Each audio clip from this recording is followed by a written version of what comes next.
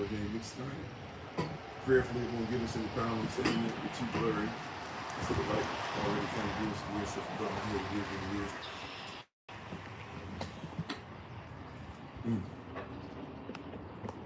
Okay, let's go. May the words of my mouth and the meditation of my heart be acceptable in your sight. He is our strength and our Redeemer, and it is in His name, which is His authority, that we pray, praise, proclaim, protect, and protect today's message. Shalom. Hola, mi nombre es Kofi. ¿Cómo está? Bonjour, je m'appelle Kofi. Ça va? Ni hao, namaste, osaya de Kitulia, Ohio. What? Did that mess with the city? All right, we're get started. All praises to the Most High. They're messing with us. Already, sorry. Excuse me. I'll have to start again. This weird thing that they do over there for whatever reason. It's acting like we can't. We see. We tried it again. I'm not sure what they're doing over here. Alright. I'm not sure what's going on. We're going to try and get into today. Mashallah for Black Quality, but I can I begin to serve the Christ, Mashallah. Shalom, what up, everybody? I am Pastor Kofi, Pastor Servant of Christ, where we are always changing lives one mind at a time of being a voice of the voiceless and speaking the unspoken. Weird stuff going on with the signal already to start, although we have full signal and full signal on the Wi-Fi. And yet somehow, some way, we are having issues already. We know what time it is. We're going to continue to do what we're supposed to do. I'm going to try and see if I can mess around with the signal from time to time. So if you see it in the beginning, if you're on TikTok, if you see it coming in and out, loading, unloading, pausing, freezing, just for a few, hopefully just before a minute or so, I'm going to be messing with the signal so that we can hopefully just focus on the word. Okay? We're going to focus on the word. We got time for all this stuff. But we've come here today for Q&A. So prayerfully, you guys are ready for that. We give our honor and praises always to the Most High. We give praise and honor to Him for my wife, the Honorable Amma, who lives a life that's able to be honored. As always, you can check her out on TikTok, YouTube, her website, and Pinterest at Bloom and Flourish, not A&D, the letter N. Bloom and Flourish. She is a healer, herbalist, chemist, biologist by degree. If you'd like to be able to get some of the products that she has, as far as tinctures and different things to help with healing, if you even like Passover package, if you're somebody who needs help with that, if you're somebody who would like to be able to even have some things that she's written in times past for classes that she has, just let us know. You can reach out to us, or you can even reach out to us for her information. We'll give it to you. You can also email her at bloomandflourish1. That's BLOOMNFLOURISH, the number 1, bloomandflourish1 at gmail.com. And she'll get back to you, as well as the number that we can give out as well. If you would like to reach out to us, we'll get you information so you can try and get to her and get straight to her. Alrighty, but we're thankful once again for another opportunity to be in front of everybody one more again. We're going to go ahead and get ready to get started in a sec. But thank you everybody for coming in. Prayerfully, you guys enjoyed the message last night. We had a time last night. We were talking about sopping it up. Talking about the bread, the chashbaz, the bread, and how we can use the bread, that is there before us, and sop up what He has for us. Praise God. So we talked about that yesterday. So hopefully you guys got something out of that and remember that about the bread in the season where we were moving it up, making sure we focus on who the bread of life really truly is, and honoring Him and us recognizing that He is the true bread, and us taking time out to remove the leaven and be careful about the things that we have in our life. So we thank you once again. We appreciate you once again. We honor you once again. We hope that all is well with everybody. We're continuing in our Revelation series, but every other Thursday and Friday, this week, Thursday, Friday, and Saturday, we come together and we make it a point to do Q&A. So today's going to be a Q&A day. So if you have questions, comments, or concerns, feel free to have them on the ready. And we thank you for doing so. And we will try to answer your questions to the best of our ability. Let's see. Sorry, give me 1 second.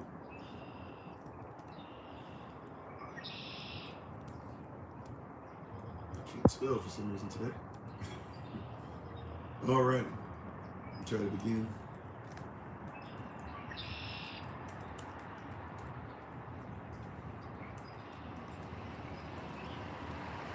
Okay, so, but thank you everybody for being on. We honor you. We appreciate you. Hopefully, we're able to help you out in your journey. Don't forget that these are recorded as well. So even if you've been missing some of the stuff for the series, you've just been missing some of the stuff even with Q&A, whatever the case might be, you can feel free to check out the recordings that are on Facebook, and all of them are on YouTube. Some of the stuff we put on Patreon, some of the things we've been posting on different platforms around the world. And we thank you guys who take time out of your busy schedules to come on and to share these things as well. Feel free, before we get started, with the questions as well, to like, share, subscribe, hit the notification tab, all that great stuff. And do not forget, this evening we'll be back with a live session, as well as before that, this evening at 7 p.m. New York City time. Sisters, you have your the women's meeting, the weekly women's meeting. It'll be on with Elder Alma. So prayerfully you guys will be ready with all that. We're thankful and grateful for you guys. Also, to those of you here in Georgia, we're going to try and make sure we start reaching out to everybody, calling everybody, make sure everybody's ready, give you guys an address and everything. But those of you who are in Georgia, we look forward to meeting with you guys. It's official on the 21st. Those in the Carolinas, we might try to do something where we can pop through. If we can't do it on the way down, we'll try to see if we can maybe do it on our way back, back up to the DMV area. But we're going to try and see about meeting up with you guys as well, see if it's a possibility. So hopefully you guys can be with us as well. Thank you about it before we get started. For any like, share, subscriptions, hit notification tab, hypes, reposts, whatever the case might be, donations even that are given behind the scenes, as well as time, talent, effort, energy that's donated, and even finances, money and stuff the persons are given. Even in these tough times, we take it even more to heart. We're thankful even more so in times when we know, even as a family, if we be honest as personally, it's some tough times with all this stuff and rhetoric and different wars and gas prices and all this stuff that's coming around. We are aware that it's a tough season in your life, so we want to say thank you. We want to encourage you to continue to do great things. We also encourage you to continue to keep each other lifted up. And we thank you all. We're also going to be posting some things about, if you'd like to support Dr. T and her family and everything that they're going through. We're going to post some of that stuff and even start putting some stuff in the shout out, but we'll post some things and some links. If you would like to maybe be a helper, if you're in the area, if you'd like to participate and go and support the family, we'll make sure that information is put together for you very soon. March 18th is going to begin. Also, March 18th is coming up. That's the beginning of our new year. And that evening, we'll have a special live session that evening that will treat like our regular live sessions in the Rising. So you can join us there. And also March 25th through the 31st will be our 7 Last Sayings, 7 Last Word service. That will be happening for this year. Where every evening in the live sessions, the 25th and the 31st, including even those of us who are going to be meeting up for Passover in Tennessee, we'll be meeting together each evening to celebrate and to honor the last words and to get a word preached by these mighty preachers of SOC that will be given the word. So we thank you. And we honor you, we appreciate you. We're going to go ahead and get started officially. Let's say shalom to everybody. And if you're able, by the way, to rise to your feet in reverence of the Father's word, or however you were able to reverence the word, we thank you for doing so in advance. Let's say shalom to everybody and get started. How you doing, Sister Dawn? How you doing, Sister Donna? How you doing, Callum? Everybody on all the different platforms, thank you for being on, whether you're watching live or later on. How you doing, Sister Shirley, Sister Toya, Tomsky, Rodney, Judgment, Essie, Noel, Linda, and if I miss anybody on any platform, charge it to my head, not to my heart. And once we get charged up a little bit more, we're gonna try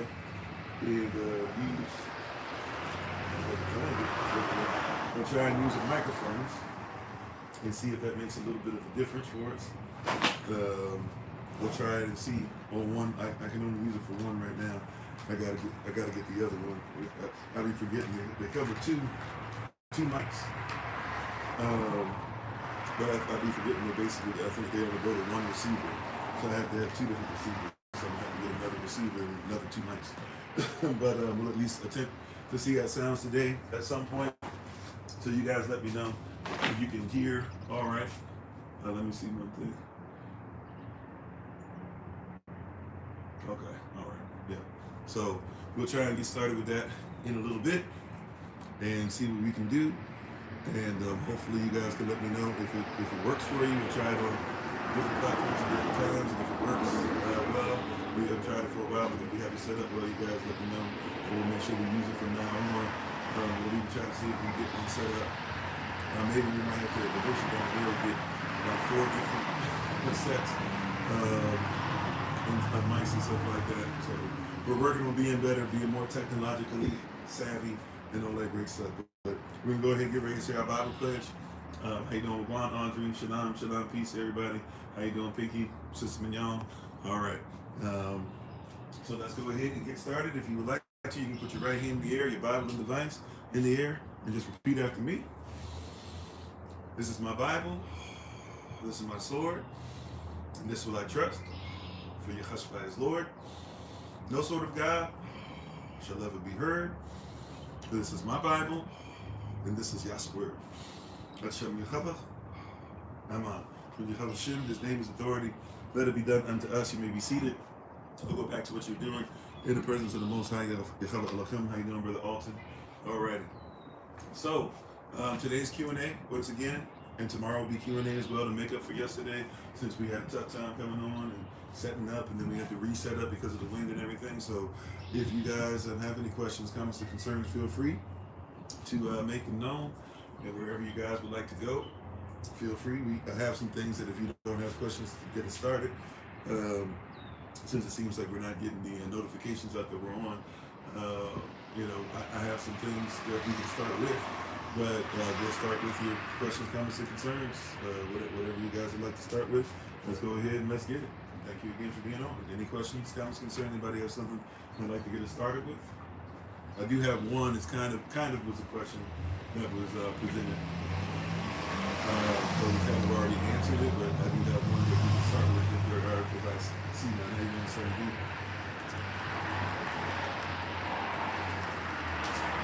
Any questions, comments, or concerns to get us started?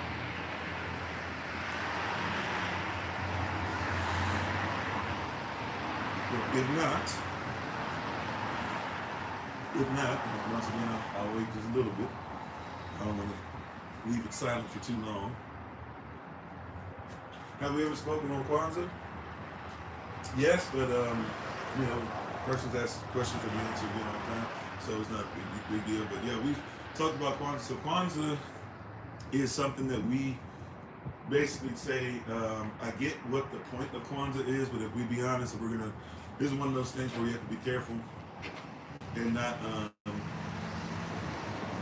this is one of the things that we have to be careful about when it comes to Kwanzaa.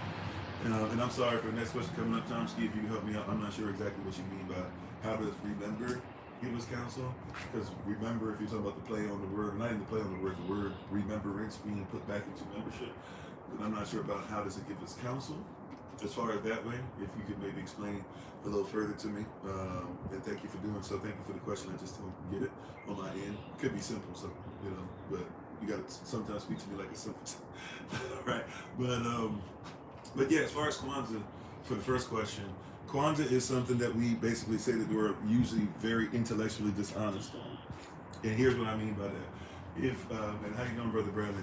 I recognize that there are a lot of persons who say, when it comes to Kwanzaa, that we should celebrate it, and we should celebrate it because it's a way, it's supposed to be something that brings Black persons back together. Really supposed to be something that presents culture, supposedly, because we feel like we have no culture and things of that nature. Upright and standing? Okay. And so a lot of persons have this thing, this belief system, and they say, Kwanzaa is something we should celebrate, and even a lot of persons do it more so for Afrocentric things, and saying, hey, we're learning about different communities, learning about different cultures. The reality of Kwanzaa, though, is Kwanzaa is basically like a new version of the fake version of Hanukkah, a new version of the fake version of winter solstice, Saturnalia, or Christmas. Kwanzaa is basically the same thing. It's mixing and matching of a bunch of persons. And I have this on great authority because I have this from somebody who actually I've had conversation with who walked with the person who created Kwanzaa, who walked with giants like Dr. Francis Cress Wilson, who was there with, I'm forgetting the brother's name, very well known, one of the old school heads, not just Yakanan or guy, but then another guy who's a historian, the guy who's famously everybody has on social media and talks about how he said that he has not come to debate because he debates his peers. He hasn't come to debate, but he's come to teach. I forget the name of our ancestor, the brother who spoke that. Great teacher, great historian. Has some things that I would say are historically and intellectually dishonest, but his goal was Afrocentricity. But persons who walk with some of them, right? I've actually been able to talk with them. Somebody who served them, was a secretary, did a lot of stuff, and saw them even come together in groups. So this is not only, it was something, before I even talked to them, I was already speaking on this, but they further kind of bolstered and let me know, like what you're saying is correct, how others in the community, even the Afrocentric community, felt about Kwanzaa in its development, right? And how you doing, Brother Alice? How you doing, Empress? So when it comes to Kwanzaa, Kwanzaa is intellectually dishonest. It was made, I guess you could say, with righteous intent, where it was, hey, we don't have a culture, nobody knows where they are. The Afrocentric, the African diaspora needs to come together, and so somebody created it. I forget where. Was it in Washington D.C.? Was it in New York City? So they created it in like the '60s. So it's a new thing, obviously, right? So it's just created. It was supposed to be a mixing and matching of cultures, right? And it was supposed to be, hey, we'll just use a word and a term from this culture, and well, another day we do this, and another day we do this, and it's to bring everybody together. But that's not how even the persons who are in Africa would recognize it. And some of the stuff that we have put on it and spun and said, oh yeah, this, everybody means the same thing, and everybody that's not even how Africans see it. And the persons who were the intellectuals of the day when it was created had issues with it, spoke somewhat publicly about it, but definitely behind the scenes, talked about how that was something that was really a bad move. Now for us, I feel like it's intellectually dishonest, especially if we say we believe in the way, and we're followers of the way, we believe in the word, the law, because if we really truly believe in the law and we're followers of the way, right, then we got a problem, because if we're just being honest, we can't say that Christmas, which is just mixing and matching cultures and trying to sprinkle some Christ on it, is wrong. We can't say that taking the Feast of Dedication or Hanukkah, right, and changing it into things is wrong. We can't say that trying to change Passover into Ishtar, right, is something that's wrong. We can't say that we know that there was no such thing as Thanksgiving, at least the way that we look at it, and that it actually, there were persons who would eat off of us, if not eat us even literally, and that's wrong. And then all of a sudden, because this is blackity black, turn around and say that it's okay to do Kwanzaa. It's the same thing, right? And it's not correct, because if the goal is to make sure that we are correcting culture, let's say we had no culture. That's the person the person I was thinking about earlier, Dr. John Henry Clark.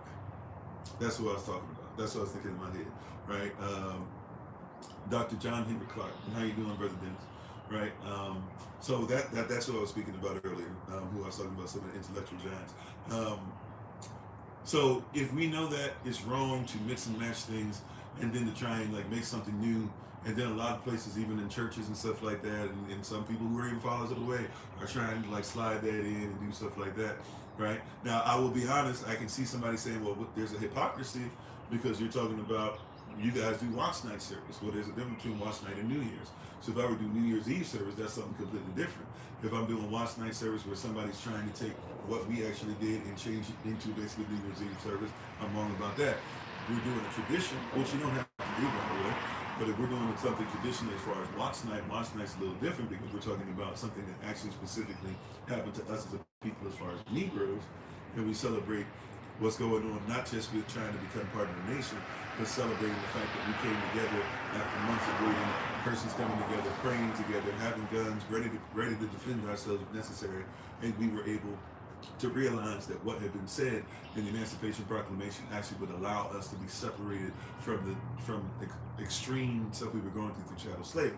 If that's something that somebody says, so I get where even somebody might come up with that, because SOC we do we do watch next service. That being said, that's different than we're saying that Kwanzaa do this, and then some people are starting to say, and the Most High wants us to do Kwanzaa. No, that doesn't have anything to do with it, right? So I can get the hypocrisy, even if somebody would say I might not be the best person to hear say that. But as far as Kwanzaa was made up, and a lot of persons who are in the cultures, who are in the nations, by the way, not just the countries, the nations, the actual, what we call, it's a really bad word to use, but what we now call them today, the tribes, right, that are spoken of, but the culture, those cultures, they don't even really subscribe to that. So it's kind of become this mostly African American phenomenon. I'm not saying nobody does it anywhere else in the world, but it's pretty much become a so-called African American phenomenon, and we kind of just accepted it as something that is true, when the reality is I get why it was made. It's kind of like, for example, if you know why persons believe, for example, they'll say that Judah has to be the United States of America, and Puerto Rico has to be this group, and Haiti is this group, and Dominican Republic is this group, even though Haiti and Dominican Republic are the same people. But if you know the truth behind it, it was a righteous intent, but it's not righteous, because we basically, they're trying to put everybody in one pot, because in the late 1800s into the early 1900s, there had already been before then a fight for reparations, right? There was already a fight. This isn't a new thing about reparations or reparations. There was a fight that was going on already, and due to this fight, we had tried to get reparations as far as, okay, give us reparations because we're free. Give us reparations, right? We're free, but therefore we're supposed to give us 4 acres of the mill, and you just took it back. Give us reparations because you promised it. Field Order 15, General Sherman promised it. The United States Corporation stamped it with approval. How dare you take what you promised, right? Especially if you're not taking back reparations from the slave owners you gave it to. Why not give it to us? We couldn't get it because of that. Okay, give it to us because we're Negro, right? Then they wanted to go ahead and say, even though they considered us to be Negroes, we can't be Negro. Well, give it to us because a lot of y'all did the $5 Indian thing. Give us land. Well, we've already said that those persons are more Indian than you. We're not going to take that back. So there were many different things, and still are many different tools and different thought processes that persons have used to try and get reparations. So then the next thing that happened was, okay, well, give us reparations because you know that the Negro were Israelites, right?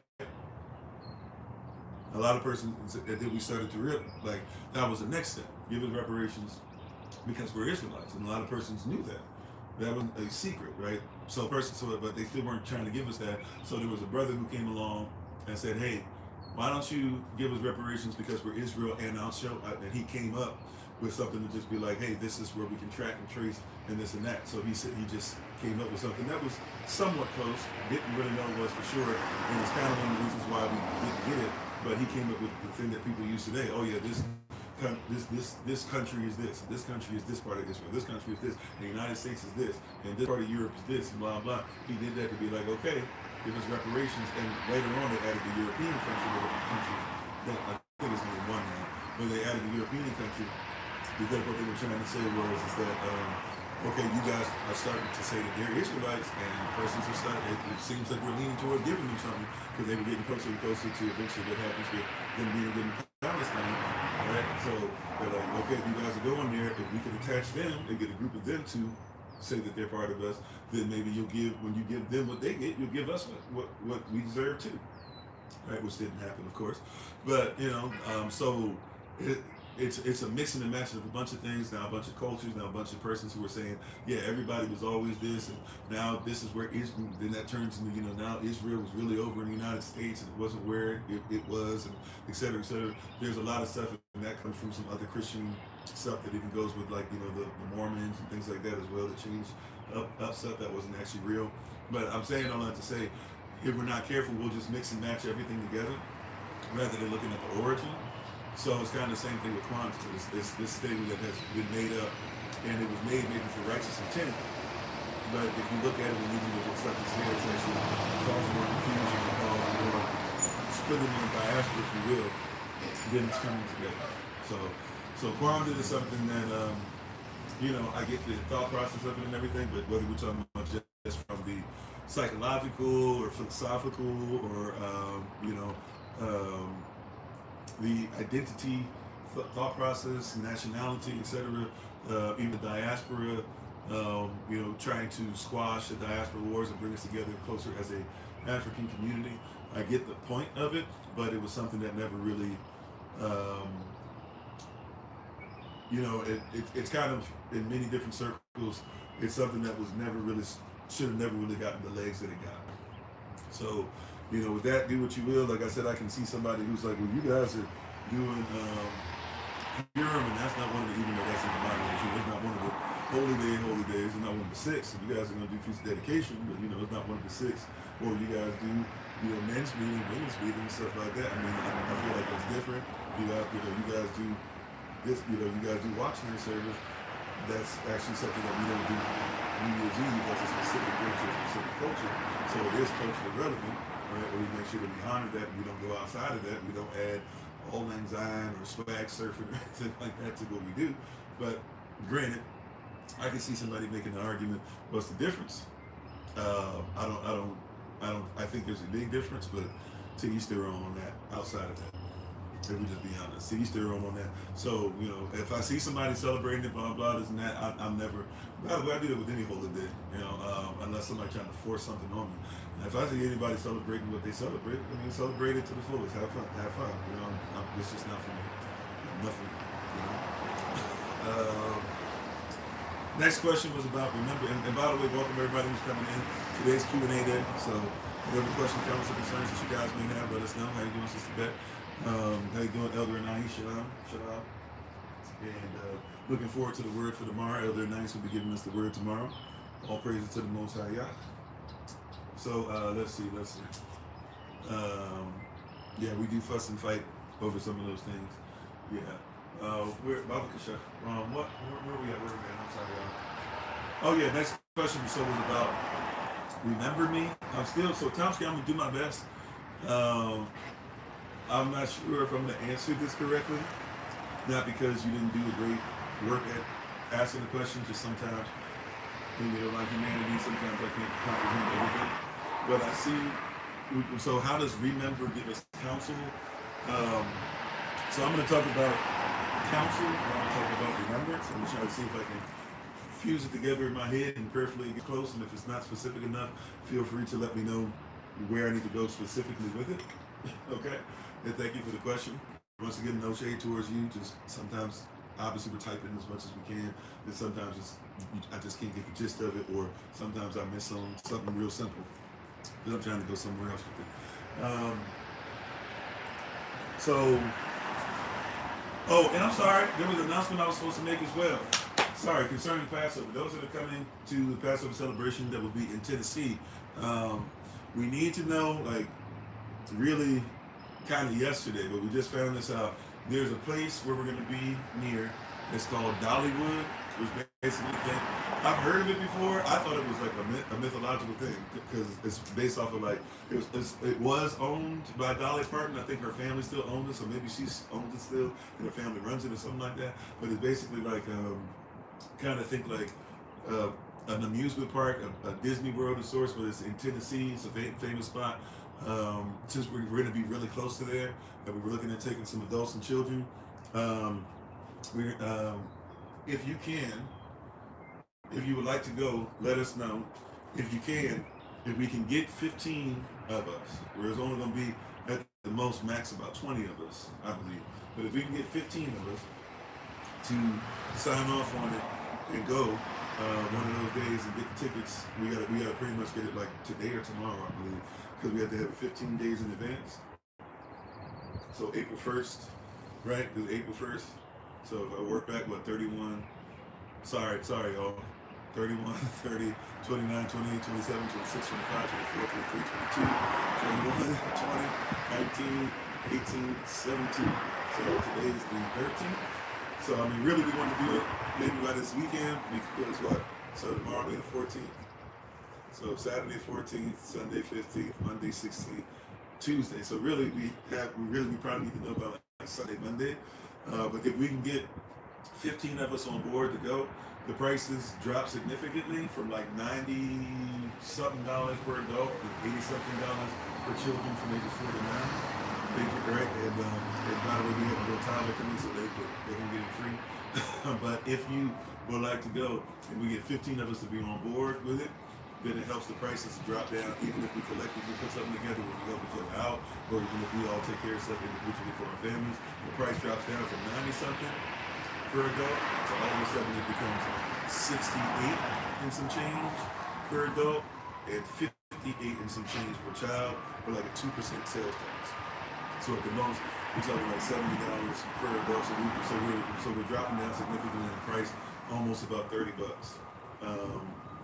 Including sales tax and everything, almost about $30 per adult, and almost and definitely $30 per child or whatever. So if you're coming, just let us know. I'll make sure I send a message out to everybody, and we'll try if we can take care of all that stuff. For all praises to the Most High. All right. I forgot about it. So we'll make sure we announce that pretty much every day until Tuesday, if we have to. If we can just pray about that, see what we can do, see if that's something that's in the budget, see if that's something you might even be able to help out a couple persons with, and let us know, so that if we might need to help each other, whatever the case might be. We do that all the time, but I know I'm not supposed to. I encourage you to try and do your best within yourself first, right? And then we'll go there. But just let us know about the interest, and we'll try to get that stuff taken care of. Okay. So, but yeah, excuse me. Where are we? Remembrance and counsel. So I'm gonna try and get both of them, because I'm not sure. I'm not sure if I'm getting the flow of the question. So first of all, when we talk about remember, right, in that particular way of etymology, and obviously this is what we're talking about prefix, RE and stuff like that. The word member, right, is different than when we talk about recall. The word call, it means to like invite, right? Or even to cry out to, if you think about it that way, but it's really the word call, especially in the Greek context, is talking about to invite. So if somebody's talking about recall, what you're saying is like, I have something in me or whatever that I'm trying to invite back to my memory. I'm trying to invite to a certain spot. To remember, it literally means that something is a member, and it has been dismembered, it has lost membership, right? And then we are remembered, right? So it's a different thought process. Remembrance is talking about, hey, we were part of something. Something has happened to cut us off. And now here we are coming back into membership. So this is why a lot of persons even miss a lot of stuff when it talks about always do this in remembrance of me. This is why when Christ makes that statement, we go to Leviticus, I think it's Leviticus 23:29, where we have a mindset that tells us when we do not do these holy things, right, that we could be utterly cut off. Hey, no, Sister Sheba. What does that mean? That we are part of the body. But if there are certain things that can cut us off from the body. Right? We don't think about it that way, but that's what remember is. Now, if we're talking about, obviously, we're talking about a etymology that is really more so modern, right, with word usage, and that's not the exact word they would have used. But that being said, if we're talking about remember, that's what remember is that something was part of the membership, and we're talking about bringing it back in. Now, if I'm going to remember something, and now we're talking about how does that help as far as counsel, and I'm not sure if you meant counsel like with the SEL on the end of it, to where we're going to somebody to talk to us, to speak to us, to help us out, or counsel even as far as with the CIO of it, where we're talking about who's in charge of making decisions. Either way, though, if we're bringing back into remembrance, then we have to come back into counsel as far as, hey, what is it that, who shall believe our report? What is the law? What is the chain of command? Who do I go to in this? Even some things, yes. What are we supposed to wear during certain days? Or even certain things as far as culturally, when it says that we wore blue, what does that mean? What kind of blue? What was blue for us? Because what's blue for us is not blue for everybody else. For example, when you guys look for a rose, Some of you think when somebody says, I'm going to give you a rose, some of your thought process and the imagery that happens in the imagination is a red rose,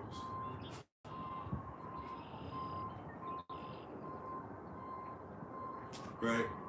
So some of you think like council red rose. I'm sorry. Some of you think rose as far as red rose. Some of you think pink rose. Some of you might even be thinking carnation, right? Not even necessarily rose.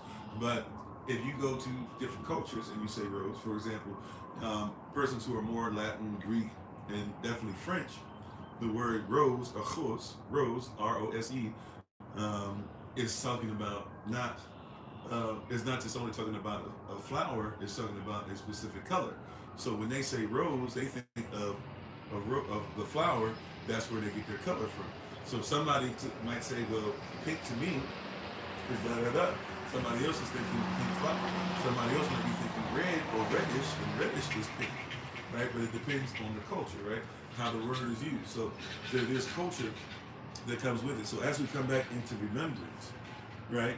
And what we should get as far as upright counsel and what's being downloaded into us, there are things that we have to actually take back, or things that we have to at least come back into membership of those who have already taken back or have remained separate long enough for us to get to.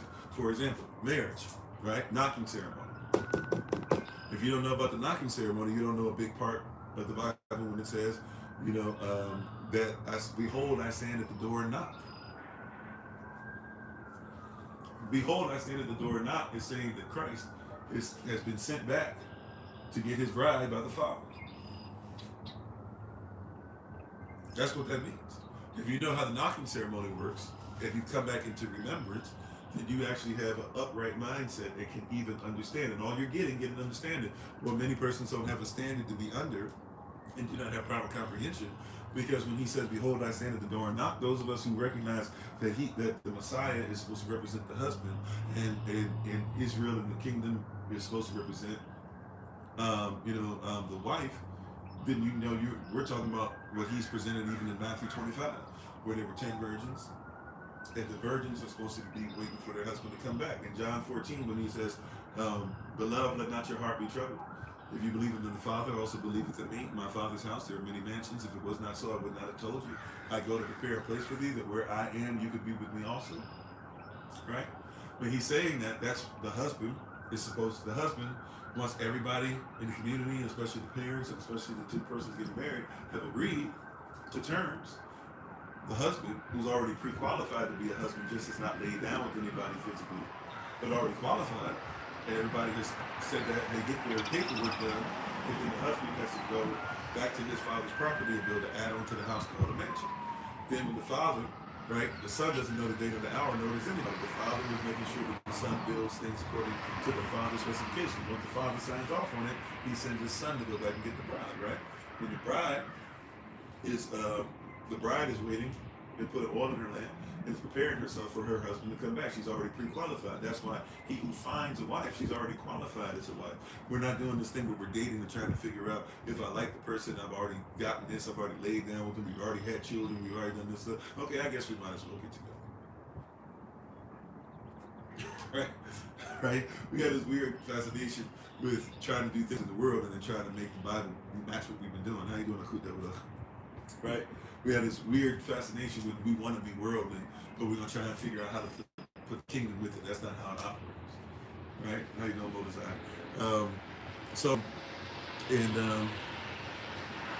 For Sunday if possible. Okay. So in all these different things, we have to make sure that we're on point with that and recognize what's going on, right? So when we hear that. The knocking ceremony is a ceremony where the husband shows up with his parents. The father, the wife is inside with her parents, right? They're already qualified, but they would like to become each other's husband and wife. And so the father of the groom to be is going to knock on the door of the family with the bride, and then they're going to come to terms. So if you know how the knocking ceremony works, And you know the importance of it. When Christ says, "Behold, I stand at the door and knock," He's saying, right? Like we've given imagery before of imagine a service. Everybody's going on from the organ is playing, the people, persons are running around, they're speaking in tongues, they're high fiving, they're doing this, and then here's Christ on the outside, been sent back by the Father. Is anybody ready to receive Him, or are we so happy and doing everything else, right? But also too, if we take it really, really back to the original, the origin of it, yeah, literally, Christ has been sent back by His Father. Do you have oil in your lamp? Have you been preparing yourself? I'm sorry, excuse me. I'm saying it the wrong way. I'm mixing the mess. Let me go back. He's standing at the door. This is actually talking about, he's standing at the door. He's knocking. He's waiting to see if you guys will let him in so that we can even come into terms to get through all that stuff I just talked about. Excuse me. All right?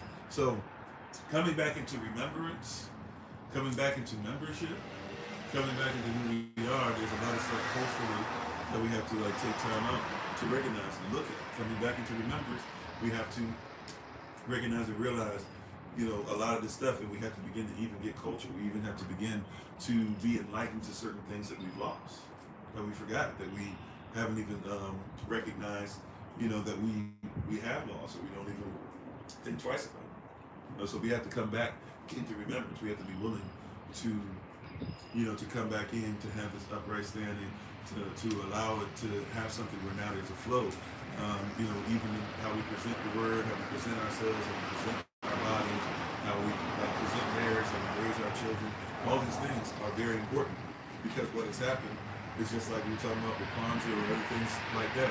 What's happened is we cosplay, right? We cosplay the Bible. And how you doing, Meadoway? Thank you for being on. We cosplay the Bible. It's something that persons just put on, right? We just went to I still haven't really ever been officially to a Comic-Con. We almost went to one recently. To be honest, I just ain't had money for to get in. But we almost went to one recently, but we went to a thing that was at a mall that was somewhat close.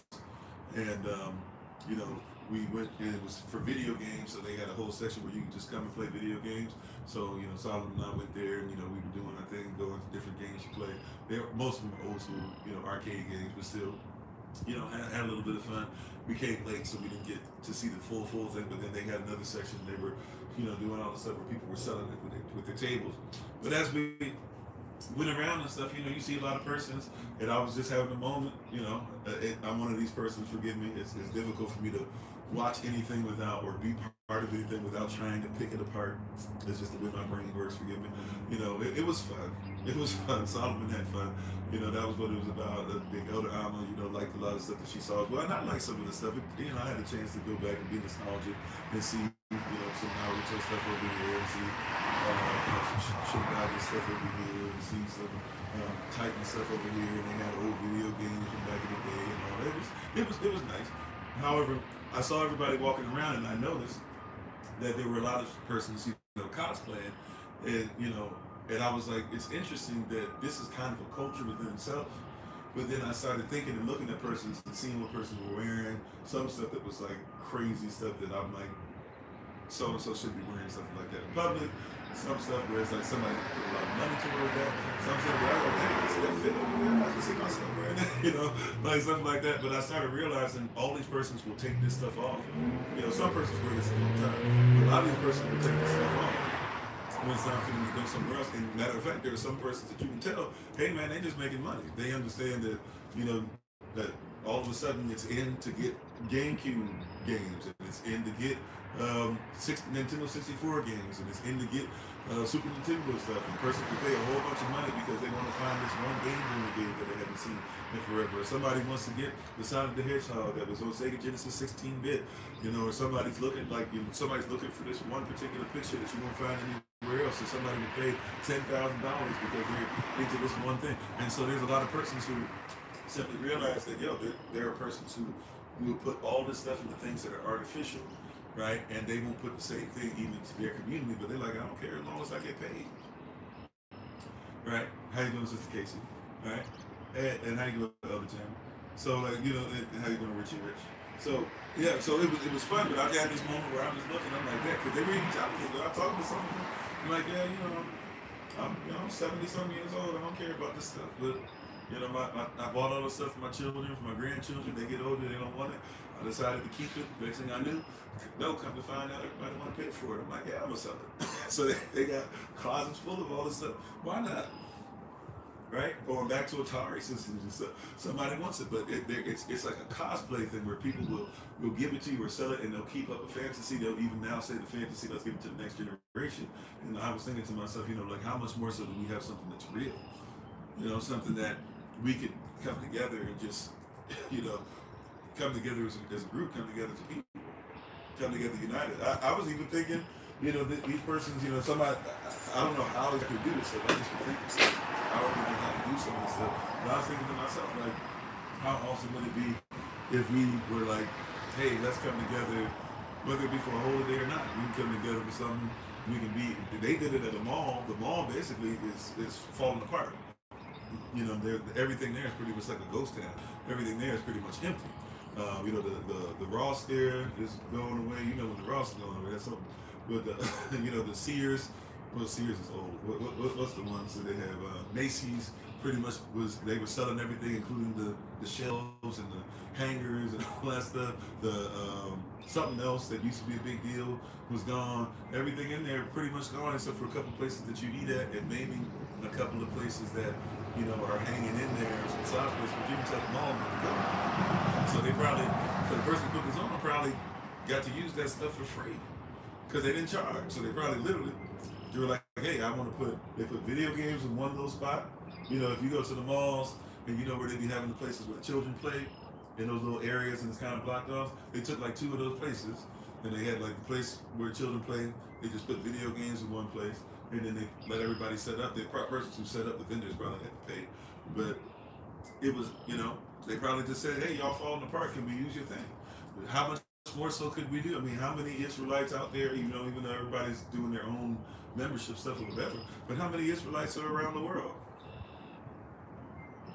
The same in your city. Yeah. How many of us around the world we can easily take over? Matter of fact, we could easily just go to a mall and be in a mall somewhere and have so many of us that are there that we can do whatever we want. We can easily just go somewhere and sit down or whatever and sit in a place or whatever. Like, I'm not saying we put a party there, but we can have different days where people come, everybody gets something to eat, and if we all get something to eat, we can sit down and do whatever we want. We can easily go to a party and everybody just shows up, and if you show up, you can do whatever you want. Or go to a park and say, hey, we want to go ahead and rent this out. We'll pay you $200 one time, and we're gonna be here for 6 hours, and we just do whatever we want. Like, other persons are moving, and they don't have what gives eternal life. You said you still got an arcade at the mall near you. Yeah, well, we passed the arcade when we came in. The arcade was empty, but everybody playing games there. So maybe everybody plays in the arcade. It's still open. We go to an arcade every once in a while. From time to time, when we post something, Solomon said, we go and we have fun and stuff like that.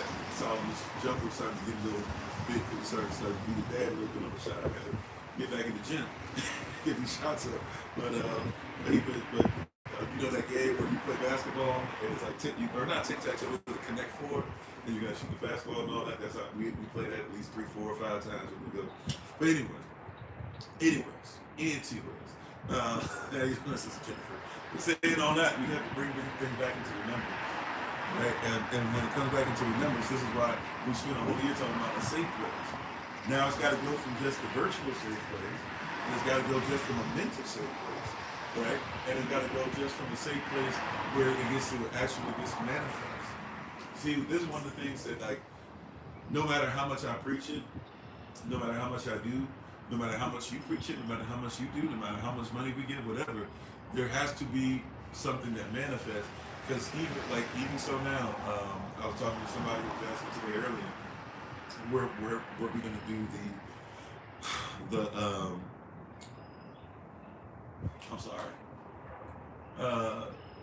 Feast of Tabernacles, where we're going to do that on the land.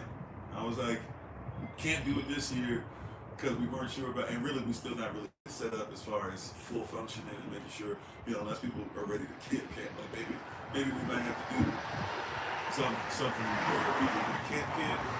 and do something different, and maybe do something for persons who, because it's going to be rough even for the next couple of years.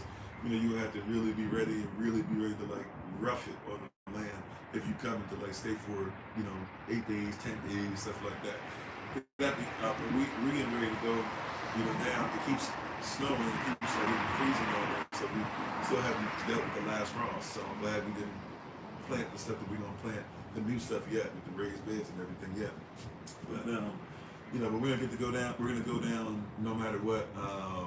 Probably leave out on the 19th, which is like Thursday, Friday next week, whatever that is, to go down there.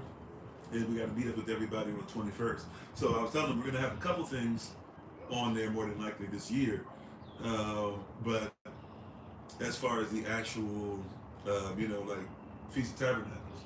But I say all that to say, even when we go down there, and even as much work as we put in, even if we get a couple helpful hands and stuff like that, the stuff we're talking about is stuff that's got to manifest through consistency and hard work and pushing, right? And it's the same thing when stuff is being brought back to your remembrance. Remember, the goal is not just to be able to say, and look, it's a great thing to be able to say, I know the word now, I know the culture to a certain degree, now this and that. But remember, having faith without works ends up with what? Right? If we have faith, but there's no works. If we have faith, but we're not working as if this should manifest physically. If we have faith, but we're not working as if this should manifest into something greater than ourselves. If we have faith, but we're not working as if this is supposed to happen for generations to come. If we have faith, but we won't start working it in our homes. If we have faith, right, but we won't start making sure. Look, some of us have calls and stuff in our life right now. You have the faith that you can do. Are you willing to work it as if it's the only thing? Look, what's that saying? Don't put all your eggs in one basket. And by the way, in portfolio, stuff like that, of course, investing, things of that nature, don't put all your eggs in one basket, right? Spread out your money, spread out what you're investing in, et cetera, right? I get that. However, beloved, I might just have an honest dialogue with you, right? Faith without works isn't going to get anything. If Yah said this is what you're going to do, at some point you're going to have to focus, even if it's not 100%. At some point you're going to have to focus. Is that a true statement? If your Chabad says you're going to have to do something, at some point it's going to have to become your focus. And this is one of the issues that we have. So when we're bringing this stuff back, anyways, I'm going somewhere different now. But when we talk about bringing something back to your remembrance, right? That's how important it is. And it's going to be something. And by the way, are you willing to be that person, like, that doesn't get the credit for it, but you're the one that's, but you're at the end of the day, you're the one who started. You're the one who was there in the groundswell. For example, I don't know, it's going to be a weird thought process for some of you. Protestantism, right? I'm not a Protestant, anything like that, but a lot of us, if you were Christian, you pretty much were a Protestant, maybe a Roman Catholic, and technically all Christians are Catholic, every single one of them. At least if we're talking about Western Rome influence, but pretty much all Christians are Catholic to a certain degree, right? If you know what Catholic means. But if you're talking about, Protestantism was a movement. It was taken over by King Henry VIII and doesn't look anything like what it was. Actually, I won't even say it doesn't look anything like it initially was supposed to, but it doesn't exist unless there wasn't already a movement. There were already persons who were Protestants. We don't think of them at all when we talk about Protestantism. But if it's not for them, there's no such thing as Protestantism. Right? But are you doing something that's going to last? There's a movement. We talk about Peter all the time in the Bible. But if it's not for Andrew saying, Peter, you need to come and meet this guy. Whoever this guy is, I think he might be the Messiah. I don't know who he is, but he on another level. You need to meet. If it's not for Andrew, there is no Peter. But we don't talk about Andrew. But Andrew did something that helped change the course of the life of many in human history.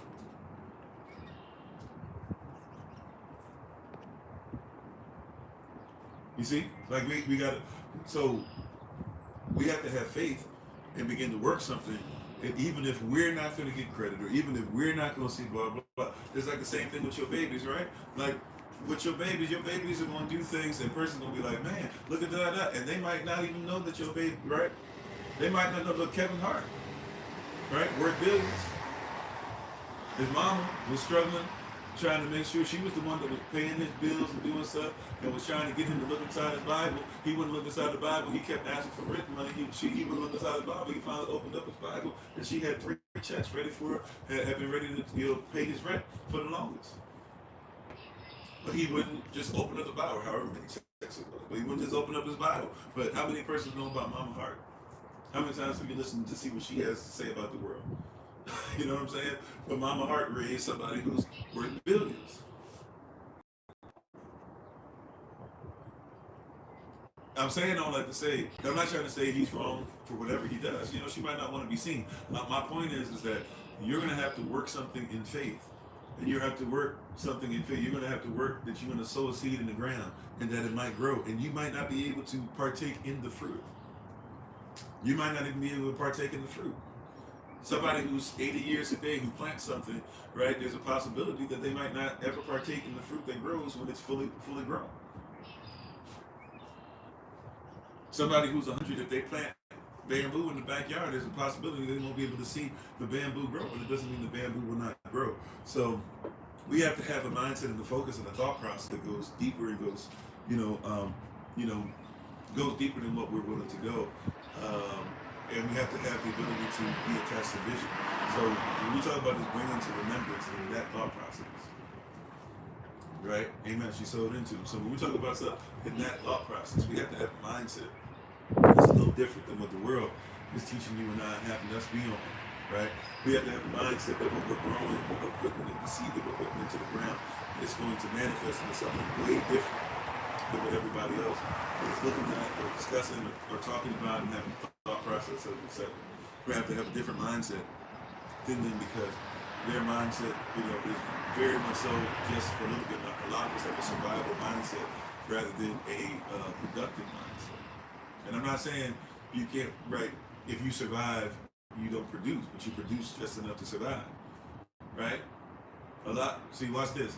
We will survive. We have 100% survival rate. We've made it through everything we've been through, number one. So everybody listening to me has a 100% survival rate. But also, two, we have a 100% survival rate because we're eternal.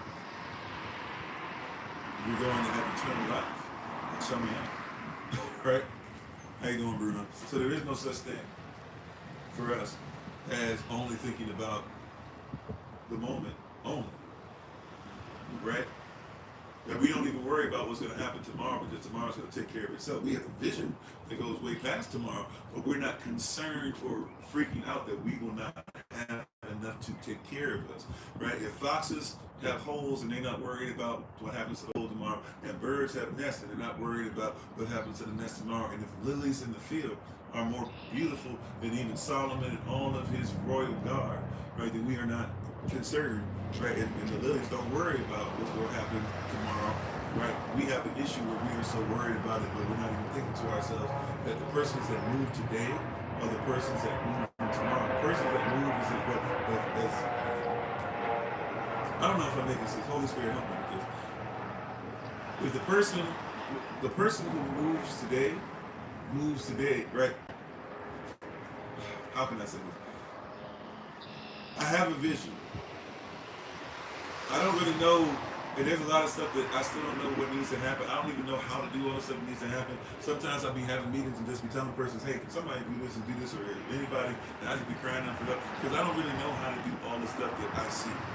Right, and I know it's not for me to do by myself either, but I don't know how to do all the stuff that I see. Sometimes I tell, wives, y'all know this, sometimes husbands come to me and we be ready to tell you how we're going to take over the world, and, we haven't first figured out how to how to make sure that we know what we're going to eat tomorrow, right? But I know that I see something afar off, and one of the things that I've learned to do is not to be anxious about tomorrow or even really what's going to happen today. I live today as if what I'm going to do, right? I live today as if tomorrow is secure.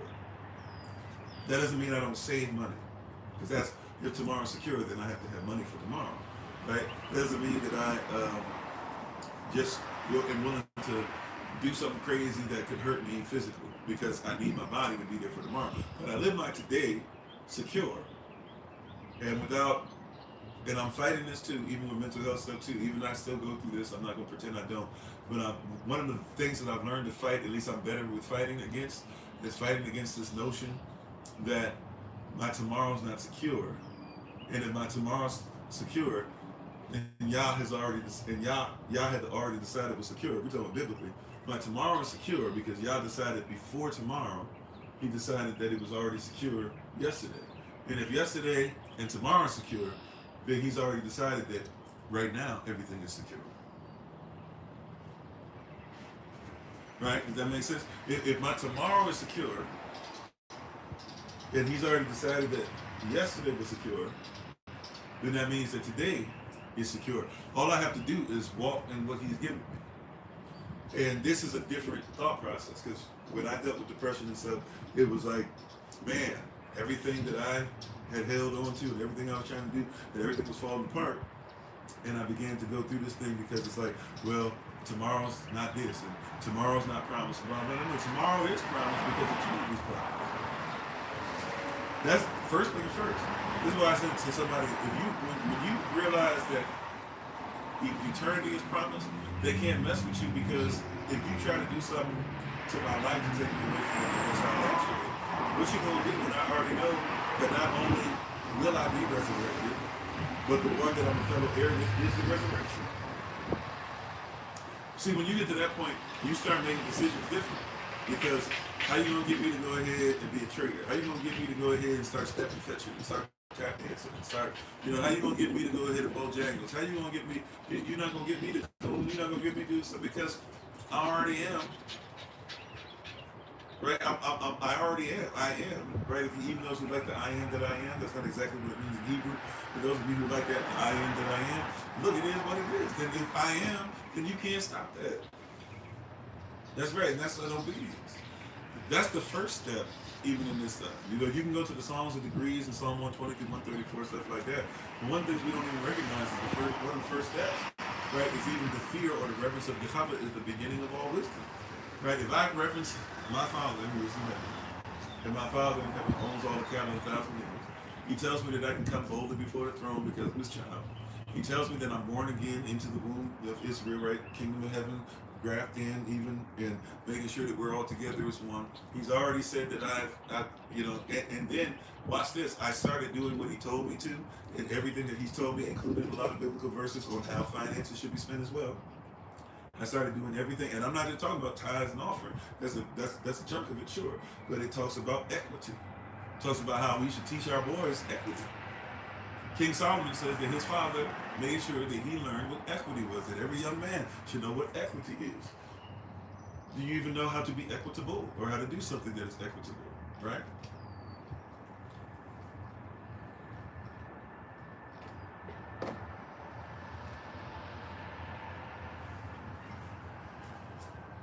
I hear you. Well, you're the one paying the price. Okay. And by the way, I hear you, and I'm not trying to dismiss you, right? I'm gonna just say this, right? Because there's certain things that if we talk about, they should be talked about offline, and there's certain things that we would try to make sure you're protected from, because whether you feel you need to be protected or not, we should. And there's also certain things, like I said before, that we can't talk about because we have to protect the places that we have. And you've been on for a few days now, and no shade to you, and I'm not mad at it at all. I'm just giving an observation. You've been on for a few days. And I can tell that there's a lot of stuff and there's a lot of things that you feel, and this person's done this and this person's done that to you. And by the way, I have those stories too. And therefore, I empathize as much as I can. I can't walk in your shoes, so I don't know what you felt or what you've gone through. But what I would tell you is this, is that even in the midst of all those things that you're going through, even in the midst of all the frustration, even in the midst of, I hope it doesn't come off this way, but you might even feel like I'm not hearing you in any way, shape, or form. Maybe you might even feel like I'm not listening to you. Like, because of this platform and everything, obviously there's a bunch of us listening, so I have to go into different things. That being said, do you believe that you have a purpose, an eternal purpose, and that no matter what these persons have tried to do and no matter how much they've tried to trap you, that you will be victorious?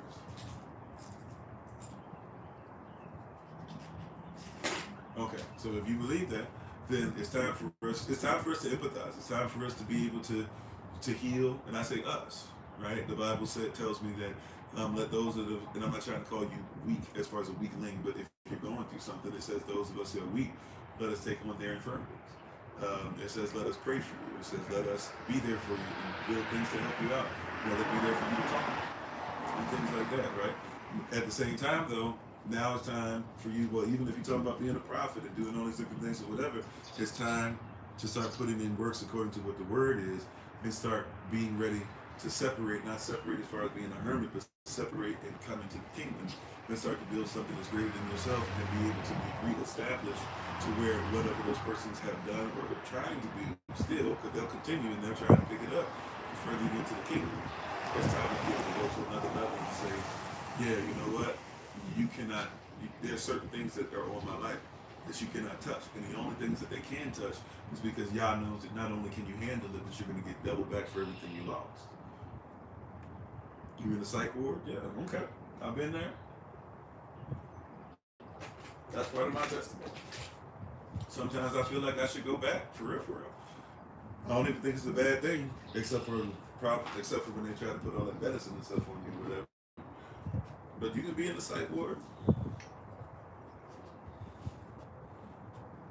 right? And I can see that there's some of this stuff there, and I can see there's a little bit of stuff that's on you and stuff like that that's attached. That doesn't mean that you can't come out, right? So, but I appreciate you for being on, and we love you, and we hope that you continue to strive and to be better, right? And just because you're in the psych ward, don't let anybody make it to where, like they're telling you that there's certain things that there might be some spirits and things like that you need, and there might be some things that come to mental health. I have mental health issues. There's some things that mental health we have to go through, and that we might have to do some work. And some of the things, this is where Holy Spirit comes in. Some of the things we're going to need to actually dismiss because we're not crazy. Some of the stuff we might need to take on because we're not crazy, but we might need somebody to help us to think things differently. I'm going through a process right now in my improvement of myself, where I'm legit going through a whole thing right now of relearning what ADHD actually is now that we have more information. And instead of and I don't claim it per se, but I know, okay, now that we're getting more information and persons are actually telling me this is what, it's not just you can't pay attention, it's not you have no ability to pay attention, it's coping mechanisms that you put in place, it's things that brains develop differently, and I didn't have certain things in my brain develop at a certain time, and so now it's really difficult for me to do certain things, including things that are called depression. Sometimes it's just the way the ADHD brain works, which enhances the depression, right? So there's some things that are there, but I kudos to you. I don't even know what kudos means. I hope it's not a bad word, but I think congratulations to you for going through that walk. Oh, how you doing, Brother Aaron? I'm sorry. Yeah, this is live. If you're still on, I apologize. My apologies. I missed you. But keep striving, trying to get try to get there, trying to get what the Most High wants, and all those different things or whatever. Try to see if you can get better. But some of the stuff just I probably shouldn't be saying online, so we'll leave it there. But thank everybody for being on. This Q&A today. If you have questions, comments, or concerns, feel free to let them be known. I'm not sure if I caught all of them, but we thank you for being on, and feel free to come on in. We still have a lot of bit of time, so feel free if you have any questions, comments, or concerns to let them be known. Made known.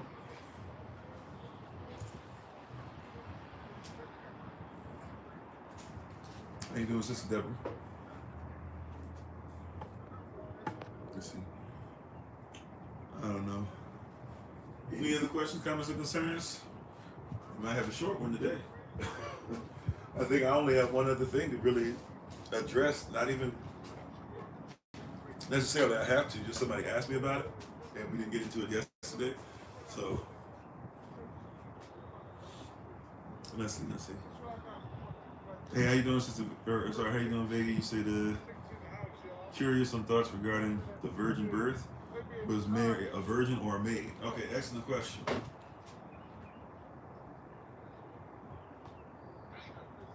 Yeah, I see Trudeau was basically giving somebody props. for doing something.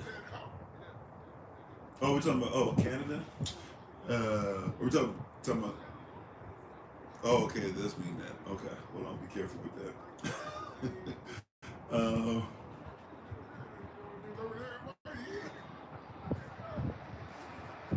okay, all right. Okay.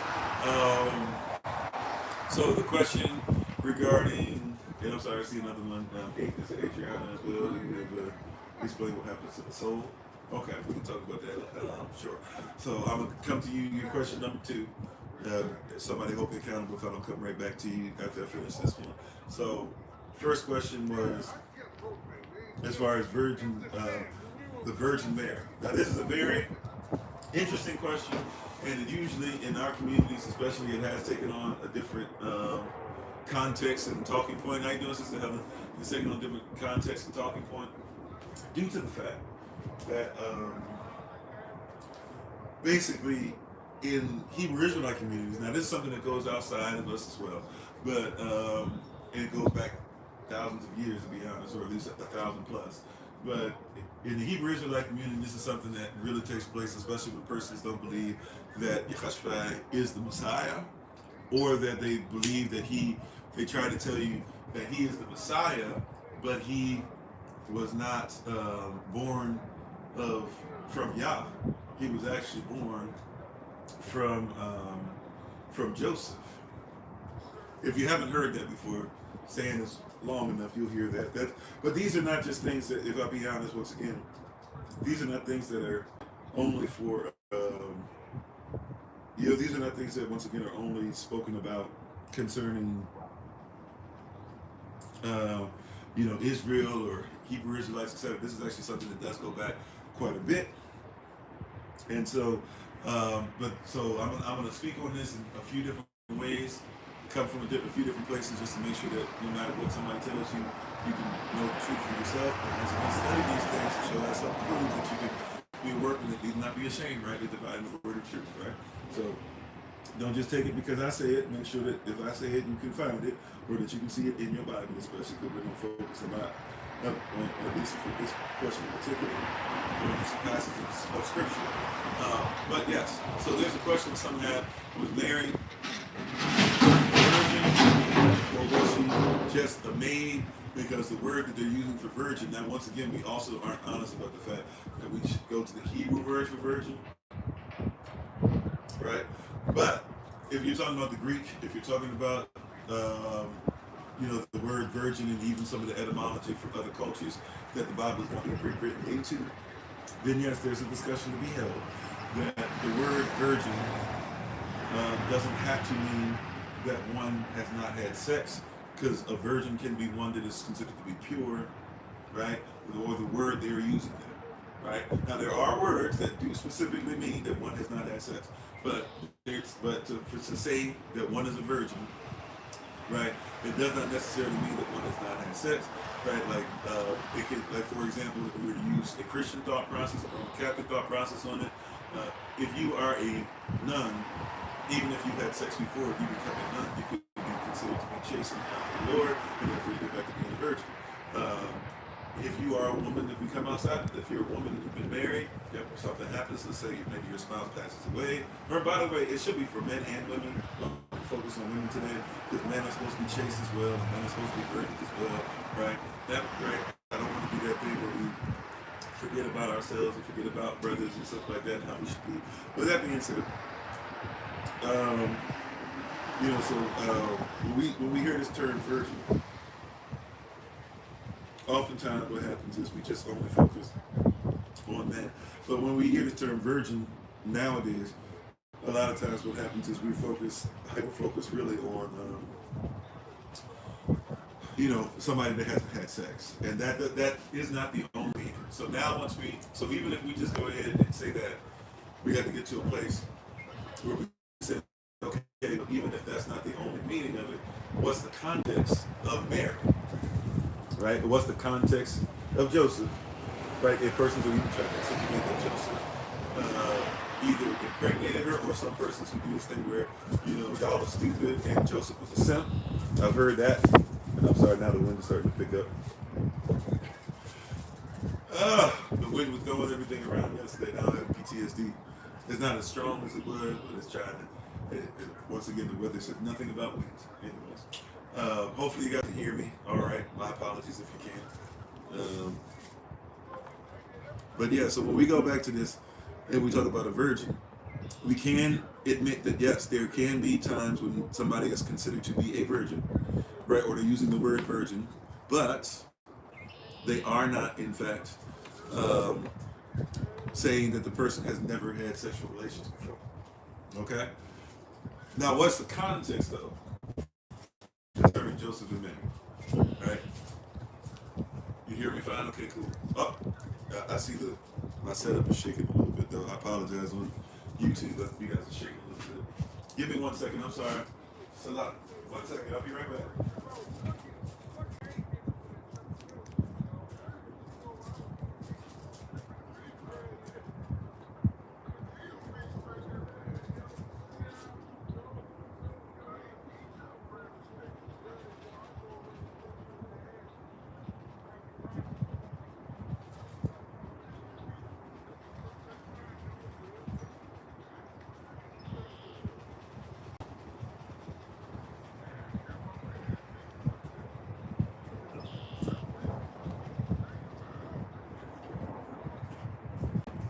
All right, my apologies. So we were talking about Virgin Mary, talking about what does it mean specifically. What do we get out of that specifically with the Virgin Mary? Okay, so if we're going to talk about the Virgin Mary, and we're going to speak on that, then now we have to have a different conversation as far as context. Contextually, right? Contextually, who is the Virgin Mary? Contextually, right? Who is the Virgin Mary? Contextually, what's going on with her husband, who she's betrothed to, the son of Joseph? And contextually, what does Christ, or who is Christ? Where is he coming from? Who is he coming through? All these things matter in context. How you doing, Sister Sheila? Shalom to you.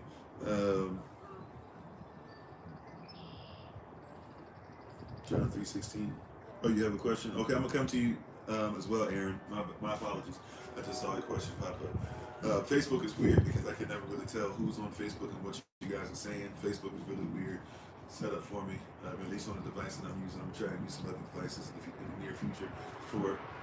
So we're talking about Mary though. And I know I have another question I'm supposed to come back to as well, so please don't let me forget. I think it's about the soul, right? And what happens to the soul after we die.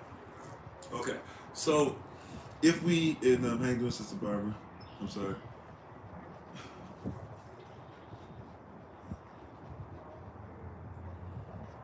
I'm sorry.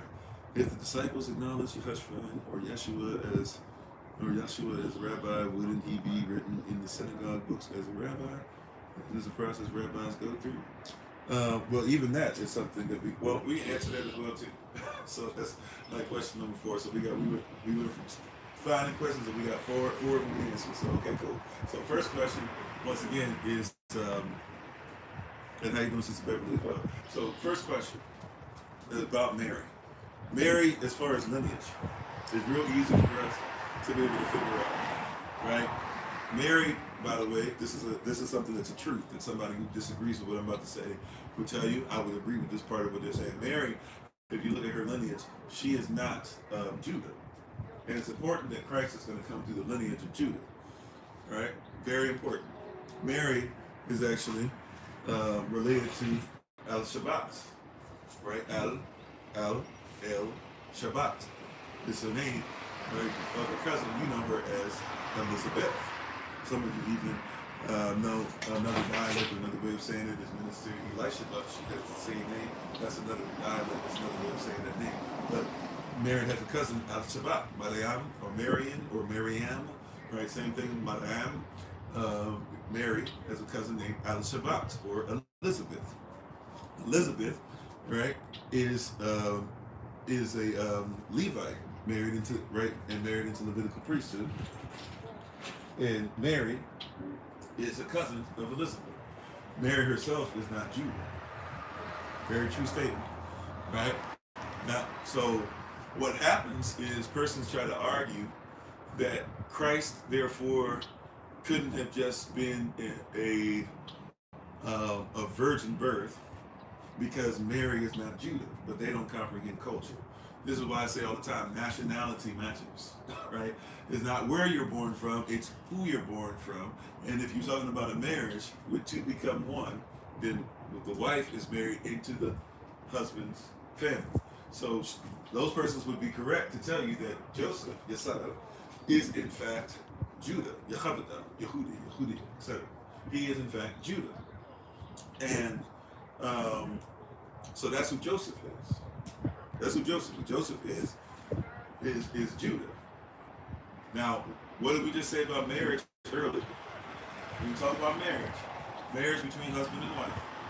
We can speak on marriage, right?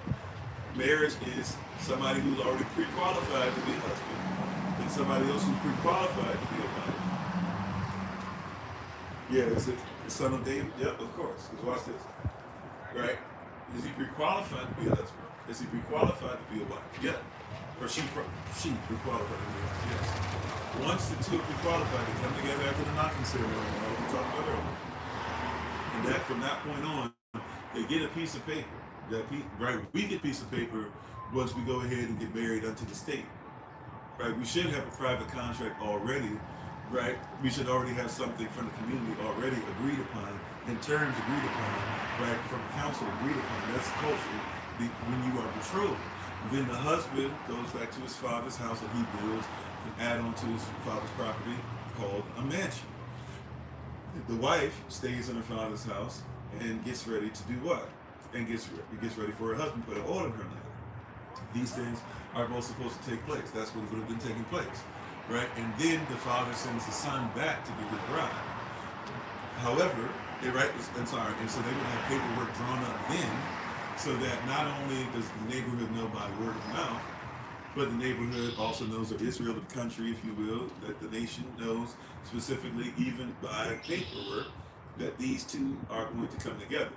There's not really paperwork, but there's kind of something else physically that will be looked at as a contract physically later on, when the two become one, and the blood or the semen of the husband commingles with the blood, right, or the hymen breaks of the wife, and that bed sheet, when sustained, the father of the bride goes and gets that, and that's another part of the contract. And if the two ever want to be separated, divorced, whatever, they have to go back to the father of the bride, and the father of the bride, since it is the bride, right, who basically had her hymen broken and cannot have that taken back. The father of the bride, the two of them have to come to him. He has to first say, I'll allow the divorce or not. Right? That's culture. That's how that would work. And then we go to the council and stuff like that to make it official. Now, all that being said, so while Mary is supposed to be preparing herself for her husband, right? Mary's supposed to be preparing herself for her husband. Her husband, right, is supposed to be building a mansion and is supposed to be sent back by his father at some point to be able to get her. In the midst of this, all of a sudden, Mary becomes pregnant, right? In the midst of this, Mary becomes pregnant. We got a problem, right? Used to be a problem. She's not supposed to be doing anything with anybody. She's supposed to be a virgin. He's not supposed to be doing anything with anybody. He's supposed to be a virgin. He hasn't been sent back for her, but somehow, some way, she's pregnant. And right, you see that? I'm gonna do that one more again just to make sure, because we got to figure out there's a problem, something problematic happening, right? If we look at it again, if we be honest, there's a problem, right? We got a real problem here. This ain't just kind of sort of a problem. We got a big problem. It's a huge problem. What is so problematic? And once again, just stay with me, roll with me, because it's going to help us with this question. What is so problematic here? Well, Joseph's supposed to be preparing a place for his wife and be a virgin until they go back and consummate and come into that covenant and contract and everything, right? She's supposed to be preparing herself for her husband, having owned her land. Father's going to send him back, and the two are going to become one after the marital ceremony. Right, during the marital celebration, they'll take time and go right and become one, and then the father of the bride will get the sheet, and it'll be official, and then they can go ahead and do what they do. During this process, though, all of a sudden, Mary's pregnant. Normally, this would mean what? Almost 100% of the time, this would mean what? Mary then stepped out, right?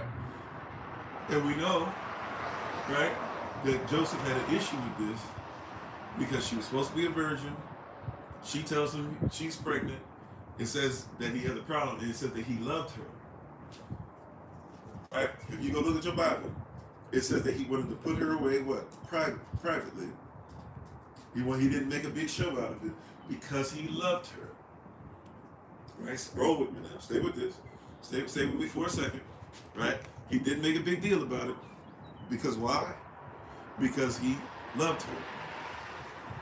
Right? Not saying that you handle whatever you handle, if somebody cheat on you, do whatever. I'm telling you, Joseph truly loved her. This was not only she just his property, but no, Joseph really loved her. And in his love for Mary, he makes it a point to say, I'm going to go ahead and divorce her privately. So the paperwork's already there. Right? In our culture, paperwork would have already been done. He's going to go and get the paperwork done to make sure that the paperwork is no longer any great. Of any value, right? He's going to make sure that he gets a divorce. Because even though they haven't laid down with each other, when you are betrothed to one another, the society already says that Mary is no longer part of that nation. She's now part of this nation. In other words, Mary was no longer considered to be of another tribe. She was considered to be of the tribe of Judah. Are you with me? You see how that works? See, that's why we talk about nationality. Persons don't get how this works. See, and be born again. Remember we talked about that in our royalty series, right? If you're born again, we're saying that's why born again. And he says, how can one be born again? And Christ says, how you going to say that you know all this stuff that's going on? You're supposed to be a master. You're supposed to be a teacher. You're supposed to be in the Sanhedrin. And you don't get it when I say you got to be born again? You can't be in the same nation you used to and say that you married unto me. That's his point. You can't be, right? If you used to be, and I'm not trying to be chauvinistic or male chauvinistic, because that's really what you're supposed to say, not male chauvinistic. Chauvinistic means patriotic, but male chauvinistic, right?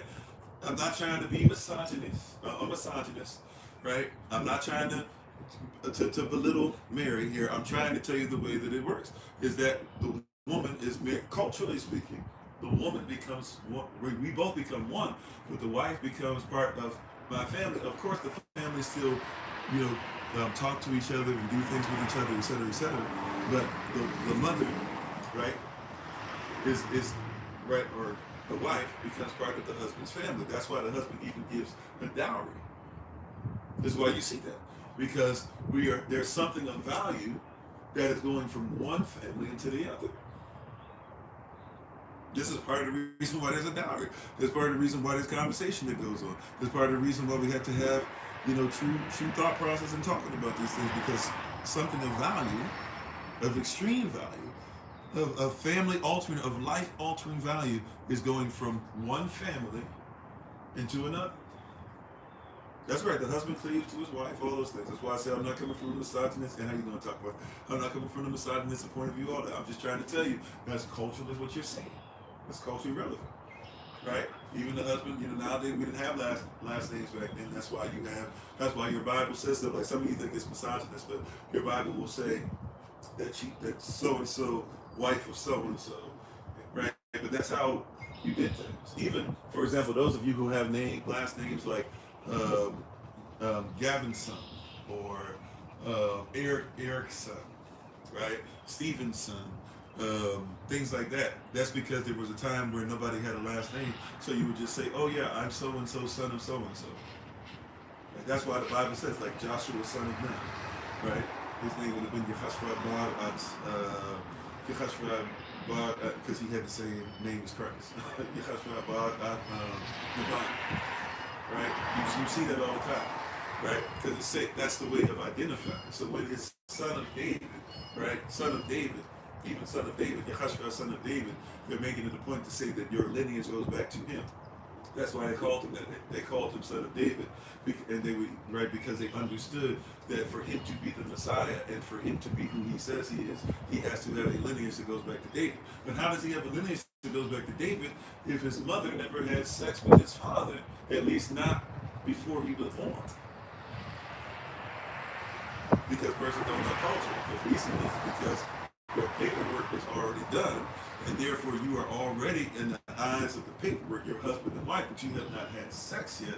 So therefore you are not living in the same place. The husband is still preparing a place for his wife till his father says, go get your bride, and the wife is preparing herself for her husband until the husband comes and knocks, and this time when he knocks, he's ready to come in, and that we might have a marriage ceremony, and we might celebrate as community, and the two might become one.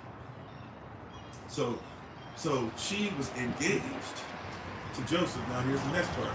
When was she engaged to Joseph? Was she engaged to Joseph after she became pregnant? Or was she engaged to Joseph before she became pregnant? It's stuff that you might think I'm throwing out stuff, but it's not just kingdoms. I'm sorry, it's not common sense. It's stuff you might be thinking is common sense. But I'm not speaking to common sense. I'm not coming to you with common sense. We're speaking about kingdom sense.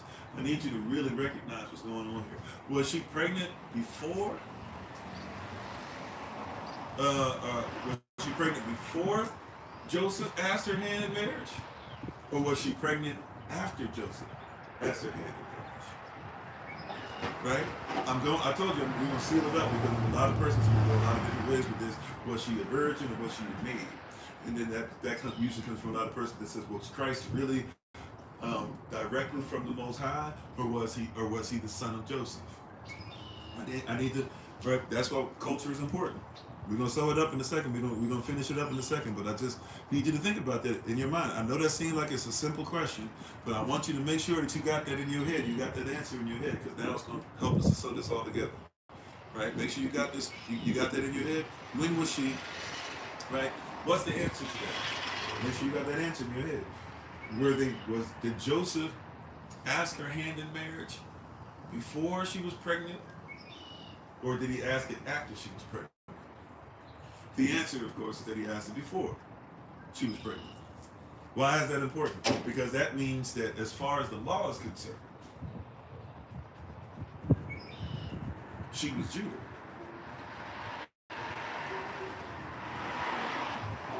Did you catch that?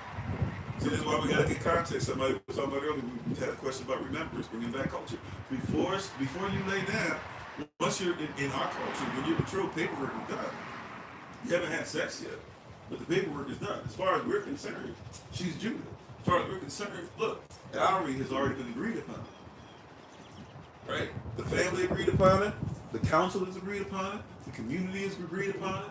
The husband and wife have agreed upon it. At this point, just because it hasn't happened physically yet, doesn't mean it hasn't happened. Has Christ come back? What? Let's look at this culturally. Has Christ come back? I told you we're going to hit this a few different ways. Has Christ come back? Has Christ come back yet?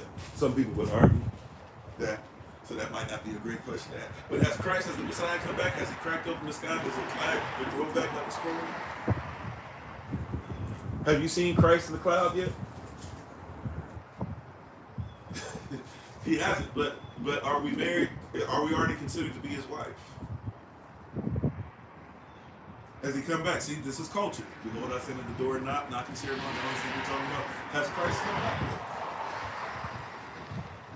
yet? Right? He hasn't come back as far as the end of the world. Yet, we are already considered to be what? His wife. Right? It's already sealed. Come on. All right. So it's already sealed. Just because we haven't had him physically come back to the house yet, it does not mean that it's not already sealed. Okay. So Joseph, your son, is supposed to come back from Mary. Joseph's supposed to come back from Mary. Mary's already pregnant. She's already Judah. And if this isn't the case, right, I need you to understand, why did Joseph say, I'm going to get a divorce? I'm going to get a divorce because the paperwork's already done. No, bridegroom is basically just the word for husband. That's all it is. Now, the word husband, and even the word bridegroom, really is, they're using two different words technically, but it's the same position. Husbands, though, are supposed to be pre-qualified for marriage. So the term husband doesn't have to only mean one who is physically married, right? You should be trained to be a husband and qualified to be a husband before you even go looking for a wife. You should already be trained and qualified to be a wife before a husband finds you, right? Or you're looking for one or whatever. So So those terms are interchangeable, right? It's a very small difference in between the two. We're saying the same thing, right? Matter of fact, let's let's look it up. Today is not the best day for my fingers, but let's look up the difference, right? Because in the Hebrew, it's not even. It's yeah, but let's because I'm gonna just show you real quick what they do in there. Matter of fact, we'll do the Hebrews better. Hebrews a little bit because that's what they would have been doing anyways, right? So let's just go to the Hebrew. All right. So we're talking about the Hebrew. This word we're talking about for Hebrew is actually uh, the trend. I say it kahavata, kahavatan, kahavatavan, kahavatavan. Long word. Right. And basically when you're using the word bridegroom, um, it's saying that you're a husband, but it's more so speaking from the position of. It depends on the context. Like it's so bridegroom is more so talking about it from the perspective of the bride side. If that makes sense, I think.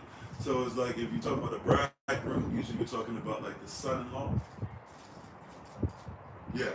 So bridegroom is basically just saying that he's the son-in-law, right? Now, if you look up the term, if you so right, so that's bridegroom. So if you see bridegroom, basically you're really talking about son-in-law, right? So that's talking about from the perspective, which is why we hear when it talks about Christ. If you ever see anything about Christ and him being the bridegroom, right, or even get something contextually talking about him ultimately being the bridegroom, then you're saying look at it from the perspective of even like the other side, look at it from the perspective like because the father's perspective would have him just be the husband or the groom in our culture. Somebody talking about bridegroom. Bridegroom is really saying like, okay, look at it from the perspective of the other side. So that's kind of contextually what's going on. If you talk about husband, right, which is just Aisha. I'm sorry, Aisha is what excuse me. Aish or Ish, person saying a lot of persons use nowadays, but Aish or Ish, that's husband, right, and that's going back to what Adam himself and gave a title to himself when he saw Ayazar help me and called help me his Aisha, his wife. Right when it says for this cause will a man leave his mother and father and cleave to his wife, it didn't say well a man. It didn't use the word Adam. It didn't say well an Adam, anybody comes out of Adam, cleave to his mother and father. It says for this cause will a husband, an Aish, leave his mother and father and cleave to his Aisha, to his wife. In other words, saying that if you come from man, Adam, then Adam, remember, it was not Yah who made that statement initially, originally. Right? It was not Yahweh who made that statement initially. It was Adam. Yah said it is not Taba Adam Adam Ba, right? It's not righteous. La'ah, just like Adam Ba. It's not righteous and not great that he would be alone. Right? So he said, I will make for him Ayazad. I will make for him a helpmate. When he sees helpmate, Adam says, right? Adam had to then be given the assignment. He was given the work. Through his work, he agreed that he needed to help me. Once he came into agreement with that word, Yahweh puts him to sleep. He wakes up, and out of him has been made Ayazar, right? Ayazar is the name that the Most High had. She had a name of help me. Adam realized he needed something called help me.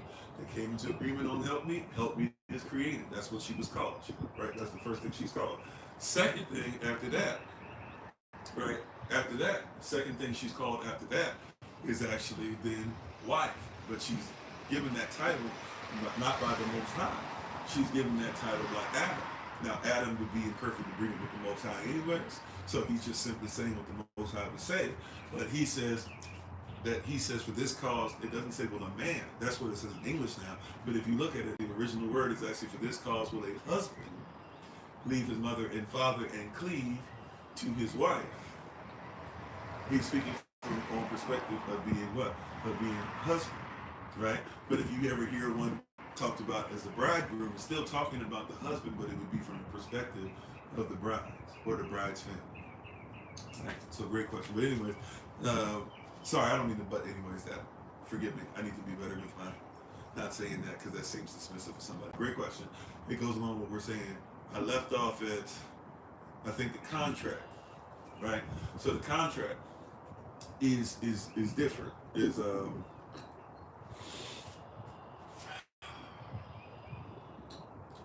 yeah. So the contract. So the contract is there. So she would already be considered to be Judah. Mary is already considered to be Judah. Right now, he's going to get the contract nullified because he believes that his wife has committed adultery, and his proof would be what? That his wife, right? She's not his wife physically, but on paper, she's his wife. They're going through the last bit of stuff so that they'll be able to go ahead and come together to become one. But they haven't become one yet, and he doesn't want to become one with her because although he loves her, he can't let go of the fact that she's impregnated by somebody else. Now we know who this somebody else is according to the Bible. If we're using the Bible, which is what person say they're using, we know who the somebody else is. The somebody else is, through Holy Spirit, Yahweh has allowed himself, right, the Messiah, to be able to manifest in through seed, and Holy Spirit has taken the seed and placed it inside Mary. And Yasav, Joseph, has a dream where this is verified by the Most High, right, through his angel, and therefore he takes on the responsibility of raising Christ as who?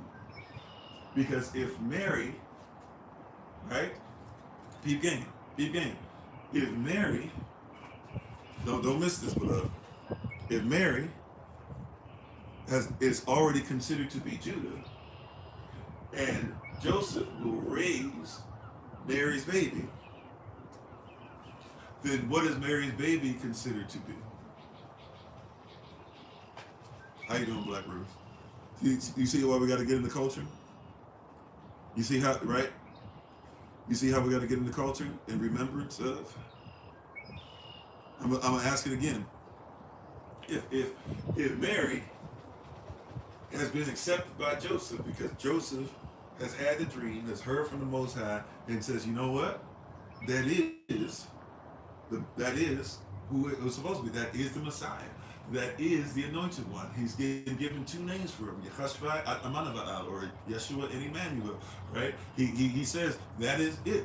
I know that, I agree with it. I touch and agree. I see what it is. He says, I'll take on Mary, and I will marry her anyways, all right? I will be her husband, and I will officially become one with her when the time comes, because he doesn't have sex with her until the Messiah is born, right? But he said, but he still on paper is already taking her in. So if Mary is Judah, and if he takes her on as Judah, right, and doesn't become one with her until, but already has the paperwork, so she's considered to be Judah, then what happens? Then whatever comes out of her, he has adopted it.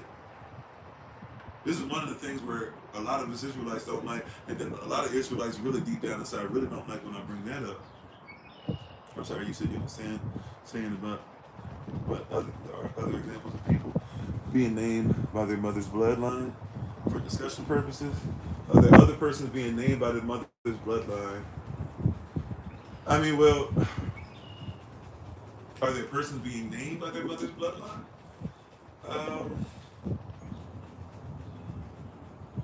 I mean, really, the mother's bloodline is not. I mean, that's an issue. I'm not saying that. I don't know. I don't know. You might have to help me out. I'm not 100% sure exactly what's meant. This is one of those things where I might be missing something simple. I'm not sure exactly what's meant. Like if you're talking about the bloodline per se, like for example, we know that Noah's children is actually Na'ach, which is that's the name, which is Na'ach, Na'aman, that's his wife. So we know about her. We don't necessarily know about her bloodline, though, to be honest with you, not that much. We know that there's Moses, who we call now Moses and Zipporah. So Zipporah's Cush. So any children of theirs would be, Israelite and Cush, although they become Israel, right? There's a lot of women, I guess we can say. Of course, we know, even in the bloodline leading up to Christ. Obviously we have to talk about Ruth. We have to talk about Naomi. We have to talk about Well, Naomi adopted. No, Naomi, because she's part of Boaz's family. So even though you can say, well, she didn't give birth, but at the same time, if you read the story, you realize that kind of, even though Obed himself is kind of a replacement of her sons, and Ruth kind of is, she really has a big part of raising Obed and stuff like that, which obviously suggests which leads to David. We know David messes with Uriah's wife, and so Uriah is actually mentioned in the bloodline because that she was always referred to as Uriah's wife, even in Matthew 1 and Luke chapter 3. Um, so there's like, just because we're saying that she is put into the father's family doesn't mean we once again like we get rid of the mother in the thought process of it. I don't know if that's exactly the question, but there we can go through and talk about quite a few mothers that are listed. If you talk about Judah, you have to talk about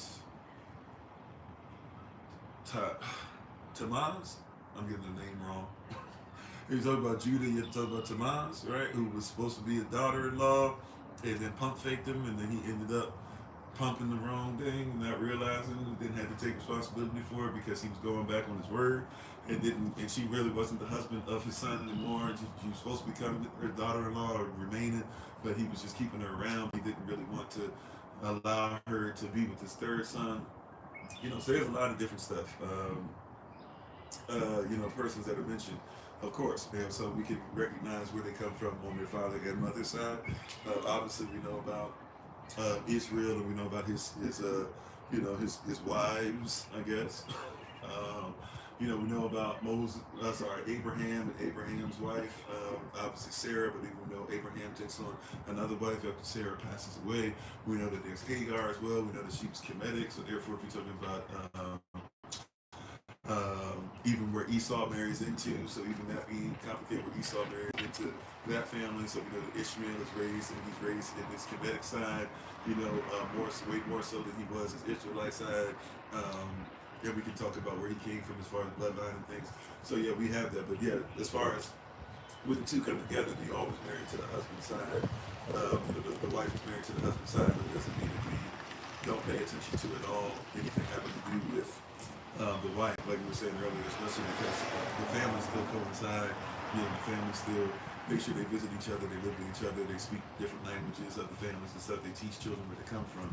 We don't deny that, but as far as if we were to say what is the nation is going to be built upon the father. Now, in modern Hebrew society, because they're trying to do something different, because they're trying to get away from the father, because it's been proven over and over again, they carry they don't carry the E1B1A. And if they don't carry E1B1A, ultimately, if they don't carry the seed, they don't carry the bloodline, and they don't have the right. I don't want to say genes or genetics, but I mean basically, I guess. But if they don't carry that, then we know that they're not them. So what has happened in society recently is that they started saying, "Oh no, it's the mother's side," because then they can say, "Okay, well the mothers come from something different, and they kind of have something to where, maybe some of them have had DNA-wise. We can tell maybe there was some dipping and dabbling in between, Abba and Ashkenazi, so that maybe you had those two things come together, right?"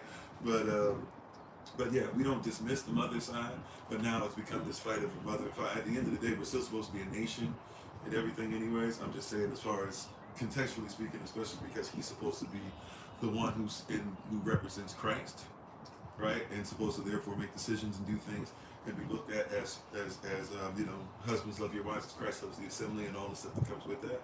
Then yeah, he is supposed to be the head. You marry into his family as far as the paperwork is concerned.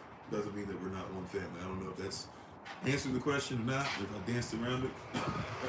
But yeah, we're still answering the first question, by the way. I haven't forgotten. Right. So, but in all those different things, when we speak on these things culturally, when we speak on these things, and if we're going to be honest and direct and speak on these things culturally, then yeah, part of the conversation that we must have, that we must talk about, that we must be honest and forthright about, is you have to have a conversation concerning excuse me. You had to have a conversation concerning I forget where I was. We had the paperwork. Oh yeah. So Joseph Sorry, let me get back on track. So Yesaf, Joseph, accepts Mary in, which means he accepts Christ in. Right? He accepts Mary in, so that means he accepts Christ in.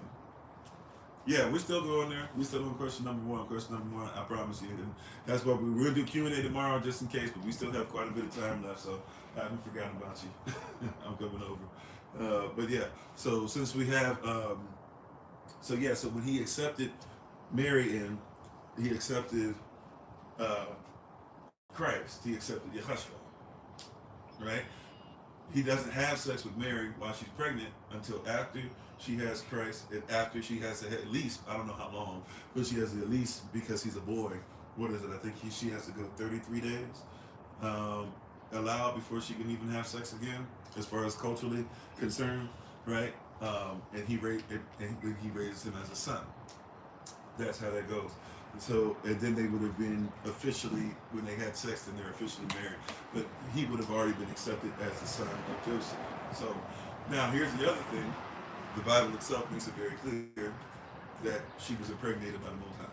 So, when persons argue that, I don't even know, obviously we're going outside the Bible at that point, or we're saying that the Bible is not correct. So, when persons argue that part, I don't even. It's kind of like, okay, you got to show me something outside the Bible. You just have to tell me you don't believe that Christ is the Messiah, and that you're one of those people that think only the Old Testament matters, at least the parts of the Old Testament you want. Or you're the people, the person to just say, I'm changing it up, right? But yeah, so also too, Mary is a virgin. So we know Mary is a virgin. We know that she was a virgin, not just by she was nice or she was chaste or she was a great woman. She was chaste because Joseph thought she was a virgin, but he did divorce because she can't be his wife, right? She can't be his wife if she cheating with somebody else. That's what it says. He loved her, but he was gonna get a divorce because he's like, I'm not sticking around for this. That's abuse. That's what he was about to do. And then on top of that, also as well, if we be honest, it gets really crazy because Christ can't be Christ if he comes from man, right? If we get into another part, Christ can't be Christ if he comes from man.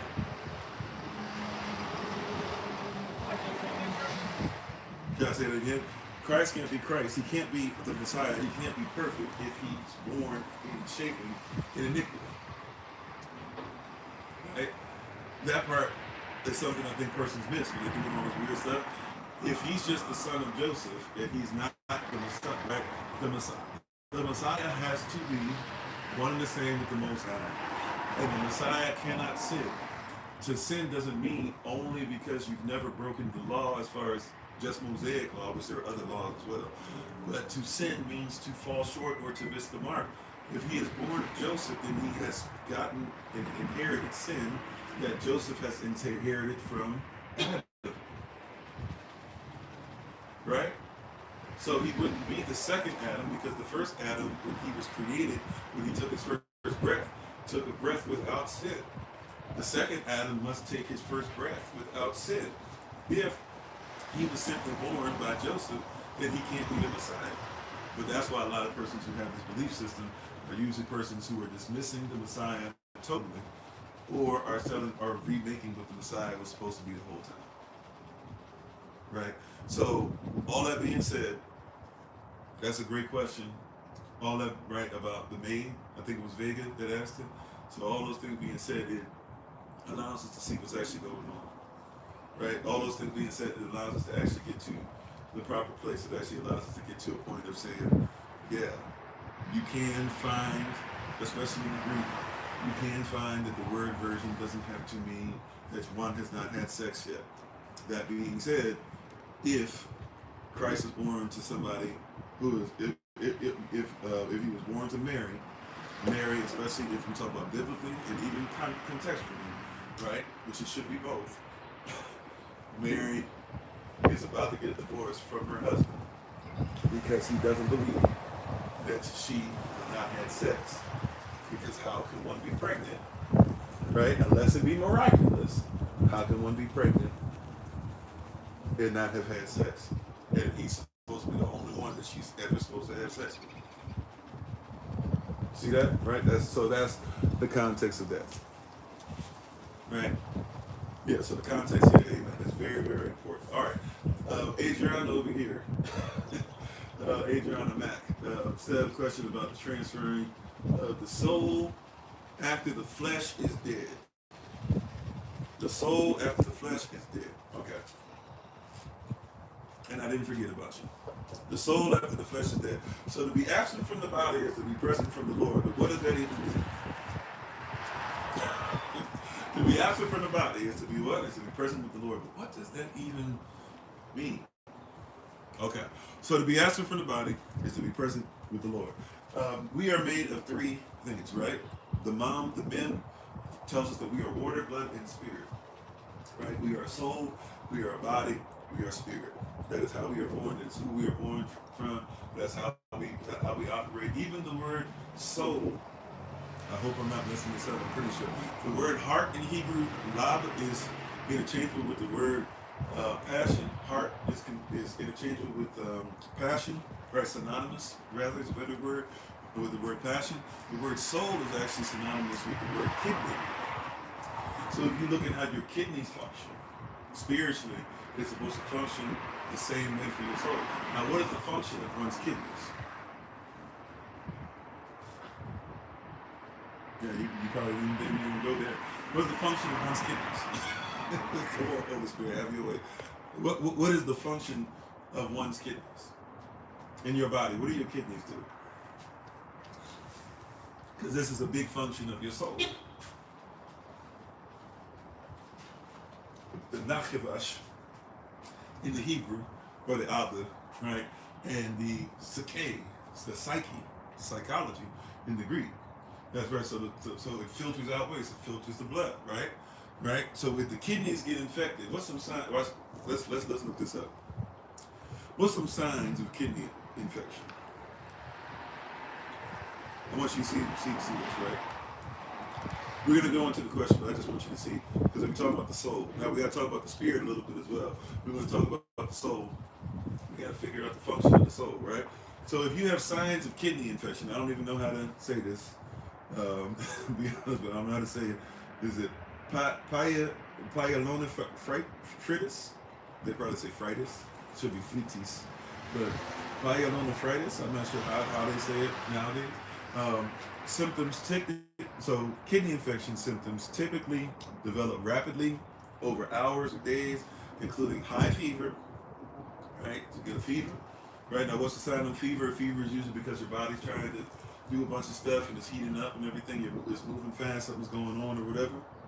Chills, right? Because it's trying to fight infection. Chills, you feel cold because everything's super hot, right? What, like if somebody's got 102 degree temperature, I probably wouldn't you don't put a cold rag on them, right? You put a warm rag on them, right? It'll still feel cold, but it'll cool them down some, right? Rather than put some cold on. Their back, right, or their side, right, will have pain, flank pain. Okay, you'll see nausea, you see vomiting, you see painful or frequent urination, right? Urine may appear cloudy, bloody, or smell bad. Immediate medical attention is necessary to avoid complications like blood infection or permanent damage, right? So the body ultimately is very affected when the kidneys are off. The word kidney is interchangeable in the Hebrew word soul, right? So they're interchangeable. So we look at even the way the kidneys operate, the way the soul is, and the kidneys are there to make sure that it cleans. It cleanses the blood, it cleanses waste, right? Obviously it has an effect on urine, all types of stuff, but we're talking about blood and waste and getting things out. So obviously all these different things, but they go together. So one's soul is supposed to help to cleanse. Now this is the way your body is. This is what you are. You are not just one thing. You are not just one thing. You are three in one, right? So you are spirit, you are soul, and you are body. When Adam was created, he was created, and you are man. You are Adam. You come from his bloodline. So you are Adam. You are Adam kind. You are mankind. That's what that means when we say mankind. You are Adam kind. You are a kind of Adam, right? 2 of each kind, 7 of each kind, right? Two groups of two of each kind, etc. Right? That you are a kind, you come out of Adam. Adam is your starting point. You can call yourself whatever you want. You can call yourself Jamaican. You can call yourself Mediterranean. You can call yourself Korean. You can call yourself whatever, but you are out of Adam. All right? You are man. You are Adam kind. All right. So out of Adam, right? That's your father. That's our father, right? That we come from. Out of Adam, what makes Adam legal in the earth realm? How you doing, Lady K? What makes Adam legal in the earth realm? Right. What makes him legal in the earth realm? How you doing, Mr. Ford? What makes Adam legal in the earth realm is that he is spirit, soul, and body. The question is, what happens to our soul? But we got to make sure that we see what's going on here. So, in order for you to be legal in the earth realm, you can't be just spirit. Right? In order for you to legally be a human being, you cannot be just a spirit. In order for you to be a legal human being, you cannot just be a soul. You cannot just be a spirit and a soul. You must be spirit, soul, and body. Matter of fact, if somebody just has body but has no spirit or soul, they are underground because the spirit and soul are not attached. Remember, Adam was created. How was he created? Adam, Adamach. He was created out of the dirt of the ground. He is Adam, he is man, because he was actually made out of something called Adamach. He was made out of red, dark, rich, nutrient earth, right, that was so nutrient rich that it comes off as what we describe as being extremely dark or extremely black.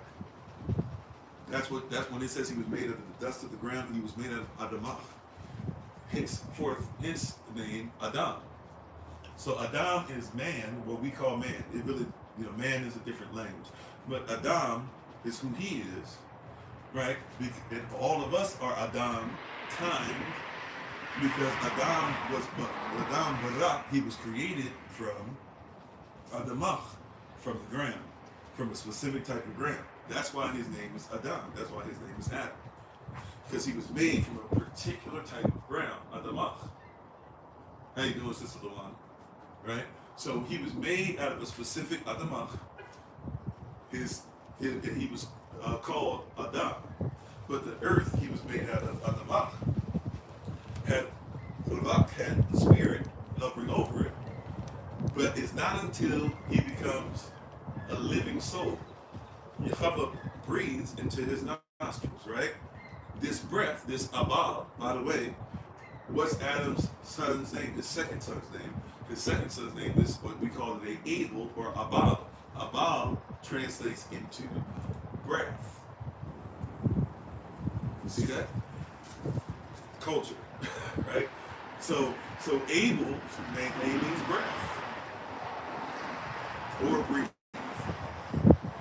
It can be an argument if it's one or the other, right? But his name basically is to breathe or breath. So the Most High, when he breathed into him, when he abal into him, his abal, his able, he enabled him. When he enabled him, he breathed into him, then he was able to have the spirit and the body come together. And so now he's spirit, soul, and body.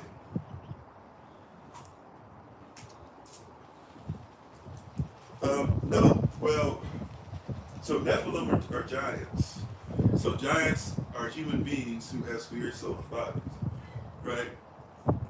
Giants, Nephilim, heroes, all this stuff we talked about yesterday, those are humans, right?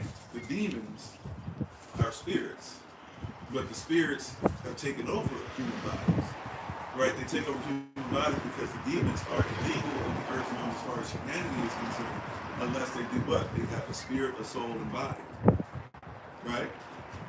A demon just walking around has no authority over anything, unless given one by a human being. You see that? Or given the right by a human being to take over his body. You see? So the demon can possess, but the demon possesses you because you have soul and body. The demon has no soul and has no body. It's only spirit. Right? And demons come down, and demons are around the earth because they came out of that moment. I'm sorry, now the wind is picking up.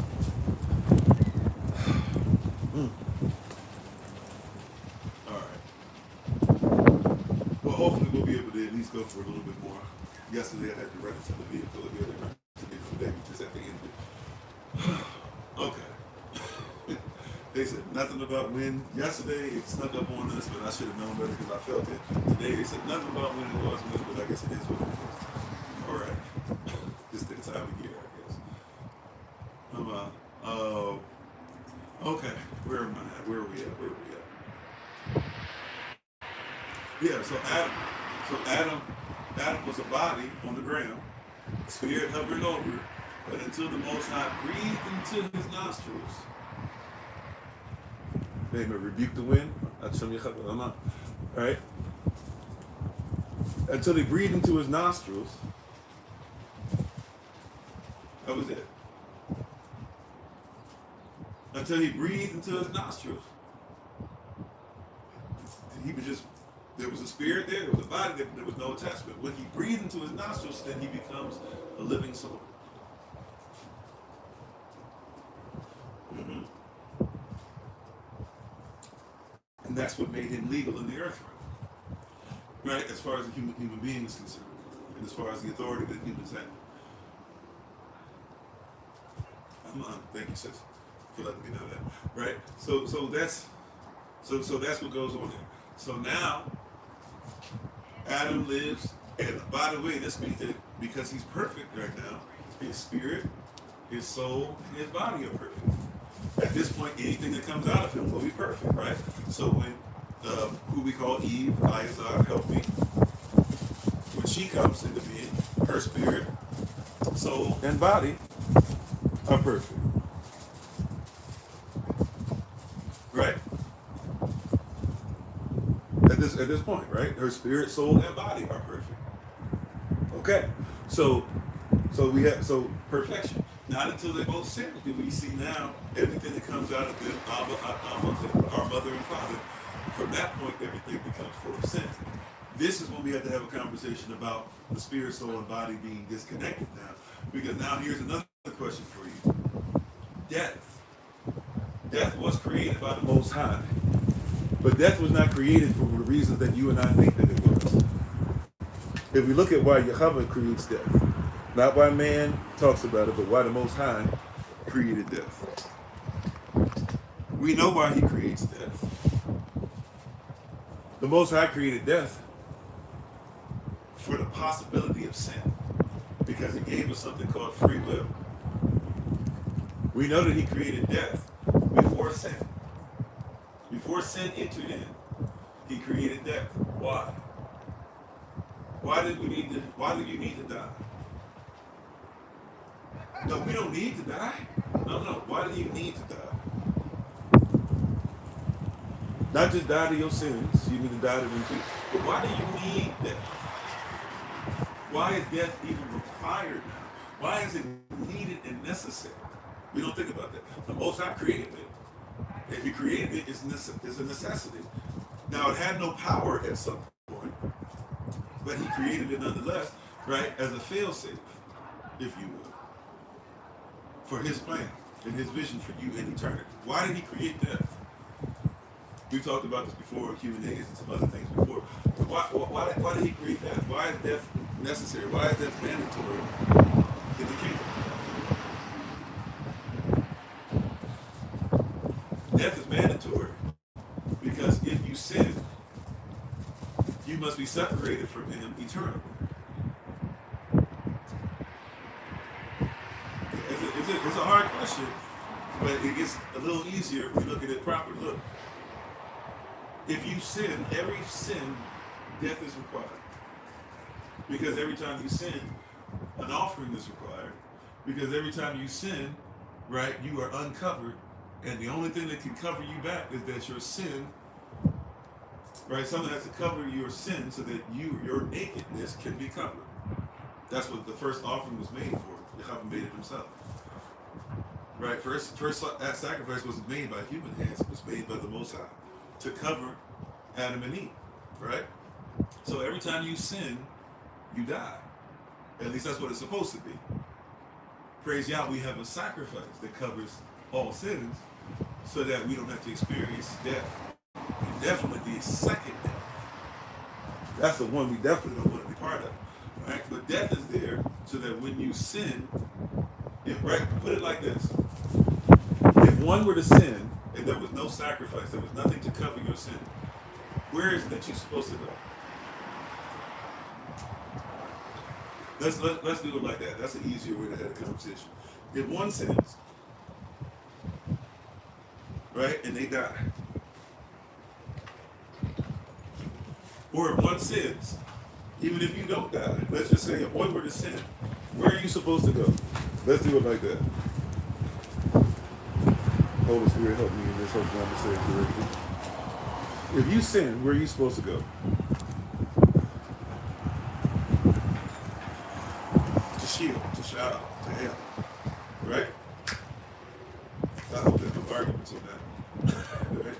If one sins, and you can't have your sins forgiven, right? No offering, nobody dies because we're offering a sacrifice. Right? The sacrifice is to cover your sin and take the place of your sin.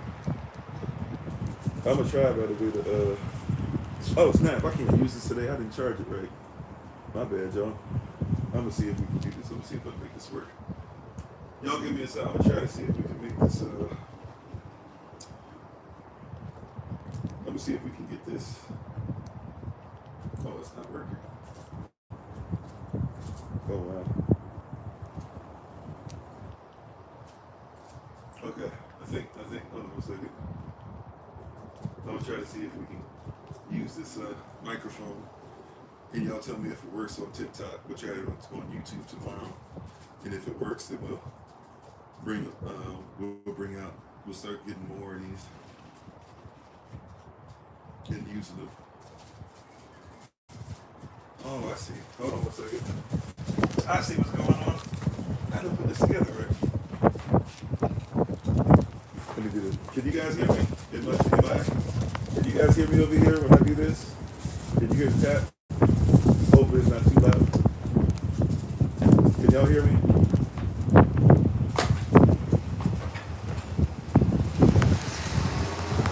No, not as well. Okay. Well, we might have to use it when I'm far away then. Yeah. How is it? We don't have to use it the whole time. I'm just testing it to see. I haven't used this. It's muffled. Is it better now? Is it still muffled? Okay. All right. All right. I'll test it out. We'll try it inside next time and see. Maybe we'll try it tonight. I haven't used it in a long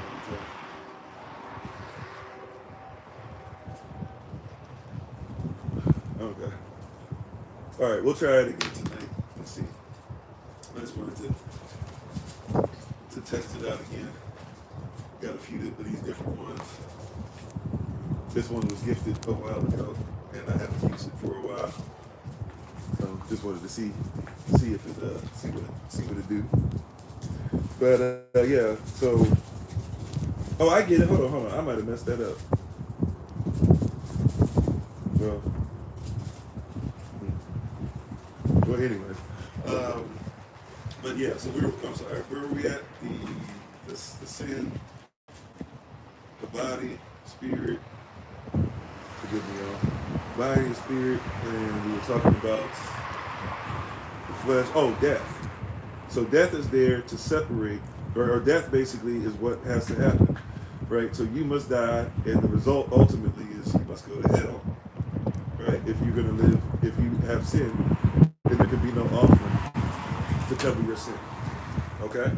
So if there's no offering, if there's no sacrifice, if there's nothing to be put in the place of your blood, that's why you don't bring unclean things to the altar. You bring things that are clean, that are legal, that are lawful, that are pure, that have not sinned, right? This is why something that hasn't sinned must die for you. Something innocent must die for you. Something clean, legal, lawful must die for you, so that you might be able to be forgiven for your sins. That's the way that works, right? You said the microphone was a lot better than the wind. Okay, well, I'm not sure. I'm getting different things from y'all saying. So we'll test it out again later or review the next time. But now I'm having issues. Oh my goodness. Now I'm having issues with everything. Sorry, y'all. I'm trying to get this in order. It's really messing up the whole setup of today. How you doing, Radio Prince? But anyways, as we get ready, I still got a couple more questions I'm trying to get to, so I haven't forgotten about you guys. Just give me a second. I'm trying to get to you.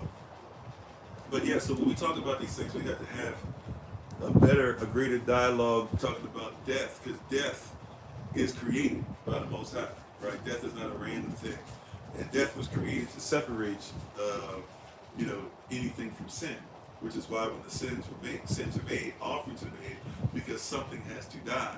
Now, why? Now, watch this. Once sin enters into us, if we have remained in sin, and there was no such thing as death. Follow the logic real quick. How you doing, Sister Michelle? And shalom to everybody. Follow the logic real quick. If we remain in sin, right, and there's no such thing to allow you to die, sin also separates us from the Most High, which is ultimately, right, what leads one to hell eternally. Sin separates you from the Most High, which means that you would have to live eternal life separated from Yah. Does that make sense? If you have an eternal body, and your eternal body remains, and you keep sinning, or you have a sin that cannot ever be accounted for, that can never be covered, then your sin causes you to eternally be separated from the Most High. How you doing, Hebrew Richmond? That makes sense? Are you following me? If I can never die when I sin, if there's no such thing as death, watch this. If there's no such thing as an animal can die on my behalf, if there's no such thing as the Messiah can come and die on my behalf, if there's no such thing as death, right? Then I will live what? I will live eternally separated from the Most High. What is the penalty of Adam and Eve leaving? Right? What is the penalty of Adam and Eve leaving? I'm sorry, I just gave you the answer. The penalty of Adam and Eve sinning is that they were kicked out of the garden, a guarded place, right, where the presence of the Most High was. Because the Most High cannot look upon sin. And if you decide to sin, you have free will. If you make a decision, then you must be separated from Him. But He also gave us something that's very gracious. We don't look at it this way, but He gave us something in His ultimate wisdom, right? That was very gracious of Him. He gave us this thing and created this thing called death. Now, death had no power. This is why later on we will hear from Paul, that death has no, death and the grave, they have no sting, they have no victory, right? But death had no power when it was first given, because as long as nobody sinned, there was no need for anybody to die. Because there's no need for death if there's no sin. But if one sins, right? Hear this out, beloved. If one sins, then the only way that you can be able to live forever eternally with Yah again and get back to His original intent and purpose for us is that your body, the flesh, that has this curses attached to it called sin, that must die so that your spirit and your soul can now be put in something that we call a glorified body. Does that make sense? Right? You catch that? All praises to the Most High. Right? You catch that? If my body is still in sin, I'm always separated. If I have an eternal body that never dies, then I will be eternally separated from the Most High and will never be able to receive what I'm supposed to get. So before sin, there's free will established, but not only is there the penalty of death, there is also the barak of death, because out of death I can be separated from eternal separation from the Most High and be given an opportunity to come back into covenant with Him and live eternally again, so that I might receive a glorified body that can exist. So now when I die, right, right? My flesh dies. See, we're in the process now of making sure we're getting our spirit right and our soul right. Why do we need a righteous spirit? Why do we need a righteous soul? And we also have, through our flesh, we are learning how to make sure that the flesh is in subjection. Yes, condemning the flesh and all this stuff, great. But learn to have your flesh in subjection.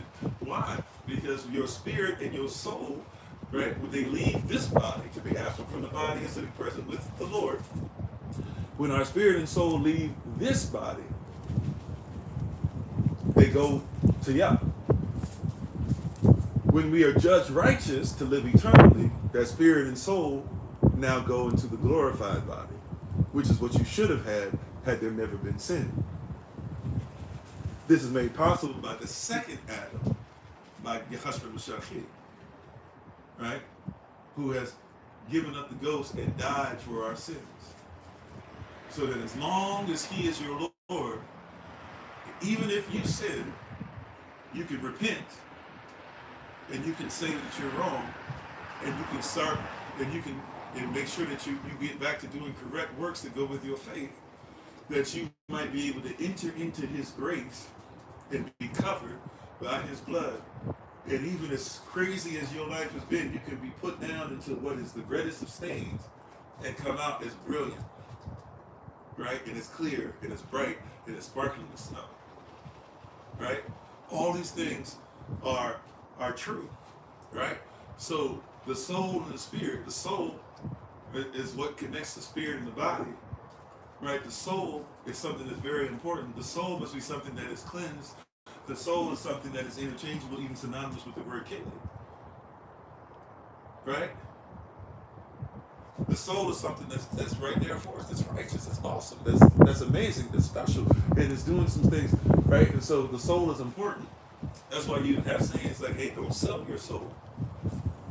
You know, all these different things that are going on, etc., right? You have all these different things. The soul, the nachabash, even this word soul in the Greek, it means psyche, P-S-Y-C-H-E. When you go to a psychologist, that's somebody who's supposed to be proficient at the logic or proficient at the study of your soul. But your soul and your spirit are attached. Your soul and your body are attached. The soul is the middleman from the body to the spirit. Once again, Adam had a body. There was a spirit hovering, but until he was able to breathe, like literally, about able means breathe or breath. Until he's the Most High, is about or the Roha breath. He doesn't move. Nothing happens. Now, to be absent from the body is to be present with the Lord. The spirit and the soul are attached eternally. Now, some persons, now be careful. The Most High says, the Bible tells us that the Most High is so powerful, he can even split your spirit from your soul. So if you mess around, he can have it to where you just, all three parts are separated. You won't want no parts of that. I don't even know what happens after that. The body just kind of come out of nowhere, comes out, he'll take your spirit and your soul apart. So it's like, kind of like, hey, be careful. Some of y'all mess around too much. You know, don't get to the point where it's like that, right? I don't even have an answer for what that even comes after that. But the spirit and the soul are still attached, and they're supposed to go into the glorified body, right? So your spirit and your soul are attached, and your spirit, you're supposed to be able to use the soul to, right? The spirit through the soul is be able to talk to the body. It's kind of a conduit. It's kind of a middleman, if you will. You are 3 in 1. You are not a body. You are a body, but you're not just a body. You have a body, but your spirit, soul, and body. Right? You have a soul, but you're not just soul. You're not just a soul. You're spirit, soul, and body. Your soul is a part of who you are. Right? Your soul is the breath of Yah itself. Your soul is even the way that one breathes can be considered to be something that helps with your soul. Even in other cultures, when you talk about, for example, chi, a lot of people go into these different things and all that. Chi really just means breath. When you talk about somebody's chi, right, in Chinese culture, you're really just talking about somebody's breath. That's really what we're talking about. Like how you breathe, but how you breathe can be something that happens that deals with your soul, because your soul attached to your body, right? Your soul and your body having conversations even through your breath.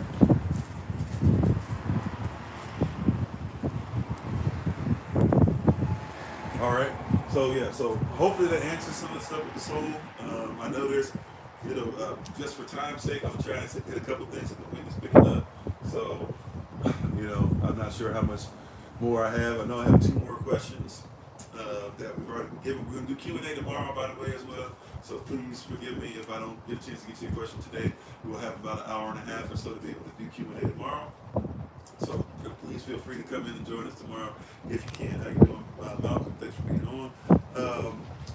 I missed one real quick, and then I got one over here from Sister Barbara, I think, and then I think that's it. I think I got Aaron and Sister Barbara. I think that'll be it for the day. Prayerfully, I know the wind is crazy, so I know y'all are probably going through it. Thanks for sticking around. If it's too crazy for you to hear, and you need me to say this answers again tomorrow, please feel free to let me know.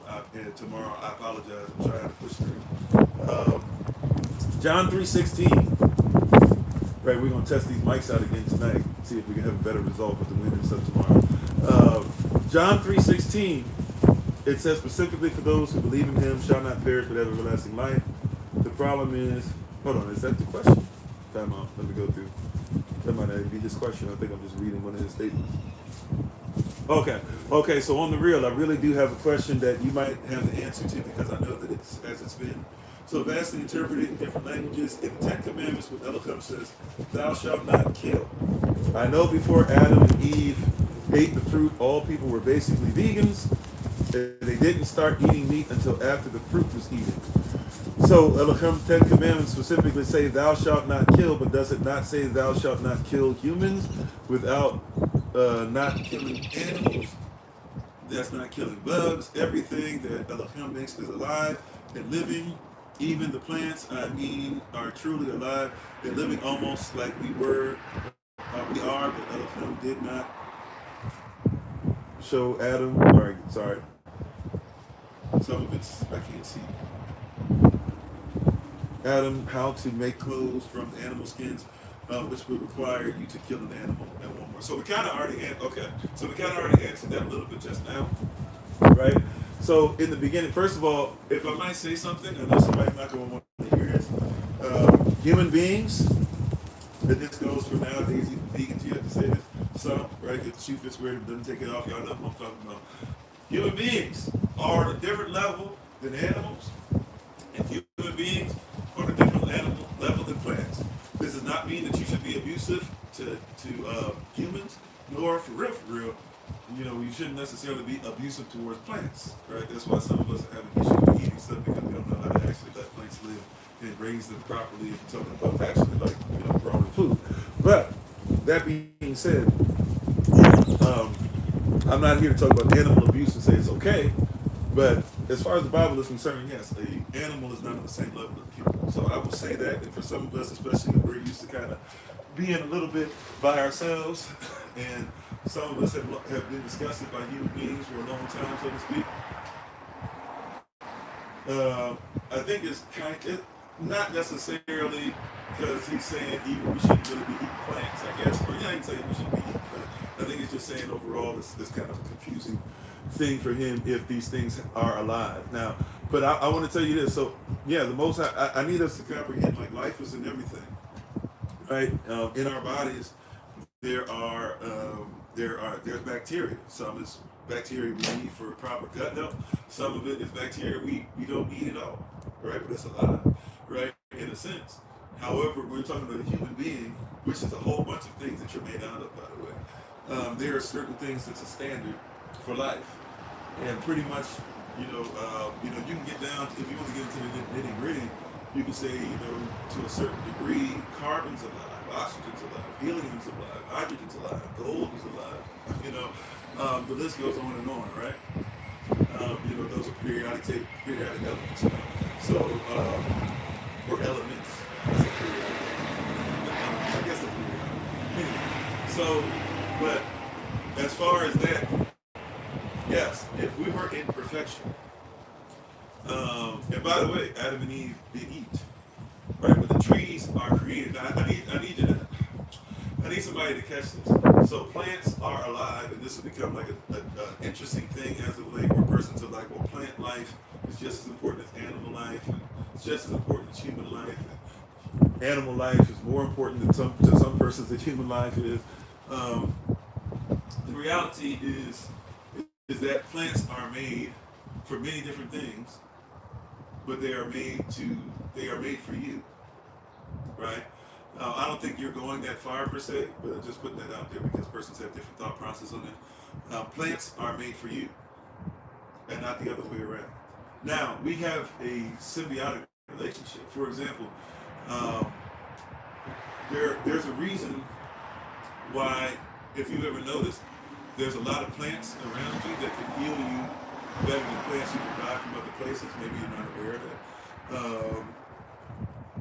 The things that I live around, the places that I go on a normal basis, I breathe them in and they breathe me in.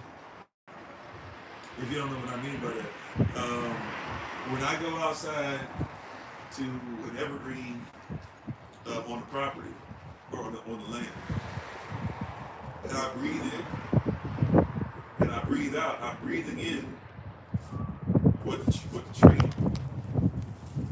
is exhaling, and right, and the tree is inhaling what I'm exhaling. Right, it's the same context. I almost said that. It's the same context says the Sabbath was made for man, and man was not made for the Sabbath. Right, but it's the same. It's a little different, but same branch, the same branch of the tree. Right, right. So the carbon dioxide that you release. I mean, we really breathe in a nitrogen soup, if you will. But the carbon. If we just think about carbon dioxide and oxygen, the carbon dioxide that we exhale, right, is what the plants need. And they take that and they give out the oxygen that we need to inhale, right? And so you actually have a relationship with nature. We don't think about it, but if there's nothing for you to breathe in, there's nothing for them to breathe in. If there's nothing for you to breathe out, there's nothing for them to breathe out. Now these things were made for you before you were created. So yes, plants are alive, trees are alive, but they were made for you. Matter of fact, they were made to be under you, because you are supposed to be fruitful, multiply, replenish, and what else? And subdue. And it tells you right after it says that in Genesis chapter 1, verse 26, that we should be in the image of the Most High. It says that the insects are under you. It says that the animals are under you. It says that the plant, the earth, the planet is under you. It says all those different things right there in Scripture. True. It's in Scripture. It says that these things are what? Under you.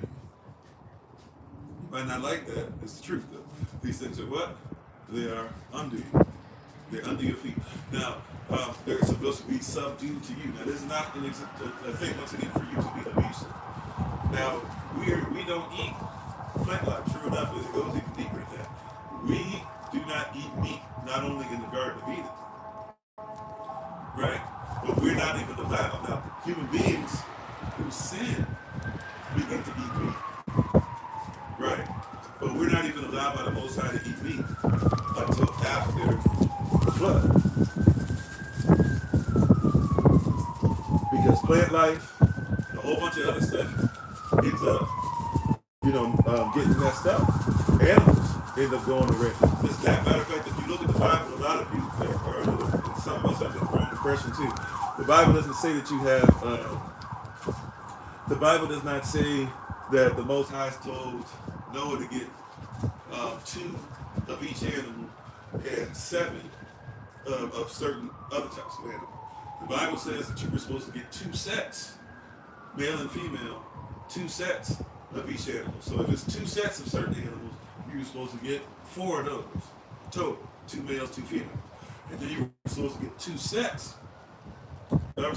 sets of some other animals, right? That would be 7 males, 7 females. So some species you were supposed to get 4 animals total. Some species you were supposed to get 14 animals total. A difference of 10, right? Now why is that important? By the way, 10, the difference between the two being Yah, or Yah, the first character of Yah's name, and the whole second thing. So, well, the second thing, even after that, what comes up next, right after that, is that in the different sets of animals, right, the 7 were supposed to be the ones that were clean. Why is that important? Because you would be allowed to eat these animals afterwards. These animals, by the way, are supposed to be animals. The ones that are usually clean are the ones that we're eating are animals that eat plant life.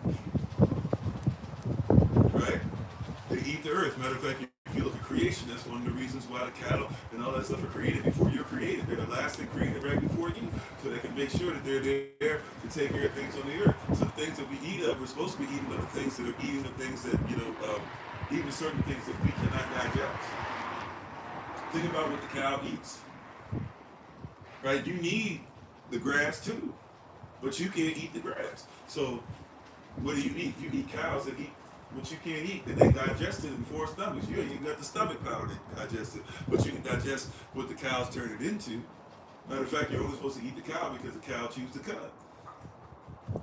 That's right. You clean them up. Now you can do certain things to get stuff out of the grass, but you'll never be able to get out of it what the cow gets out of it. So when you eat the cow, you eat what the cow eats, right? You're actually, by eating the cow, you're eating the grass. I'm not trying, we should never eat this, by the way. But there are persons who eat bear, should never eat it. But if you have bear is one of the nastiest things to eat because it comes with a whole bunch of parasites. If you ever seen, there's some videos of bears running and stuff hanging out of it, forgive me for being so graphic, stuff hanging out of the back of their behind and stuff. And I'm talking about tapeworms and stuff hanging out. Bears can eat stuff that you and I can't eat. Be careful when people be like, you should eat bear. No, please don't. But there are persons who will show you that there's bear meat that comes out sometimes, depending on what season it is. But they'll be eating so much berries and stuff that the meat looks like it's blue or it looks like it's purple, because you're eating what that omnivore is eating in that season, right? So that's why it's important that you actually have cows that are actually grass fed, or maybe cows that actually get in the sun, or chickens that actually eat natural things, and they're not just in one place, and they move from this part to this part to this part to this part, right? And they have free range, actual free range. Free range chickens, for some persons, free range is, they can move from this part of the gate, and they have free range over here, right? But no, you should actually get something that actually lives righteously. That's why you're supposed to have a relationship even with your food. It's a weird concept to some, right? But you have a relationship even with your food. You have a relationship. You should treat the grass well. You should treat the trees well. You should treat the deer well. You should treat the cow well. You should treat the chicken well. You should treat the turkey well. You should treat these things well, because you are what you eat.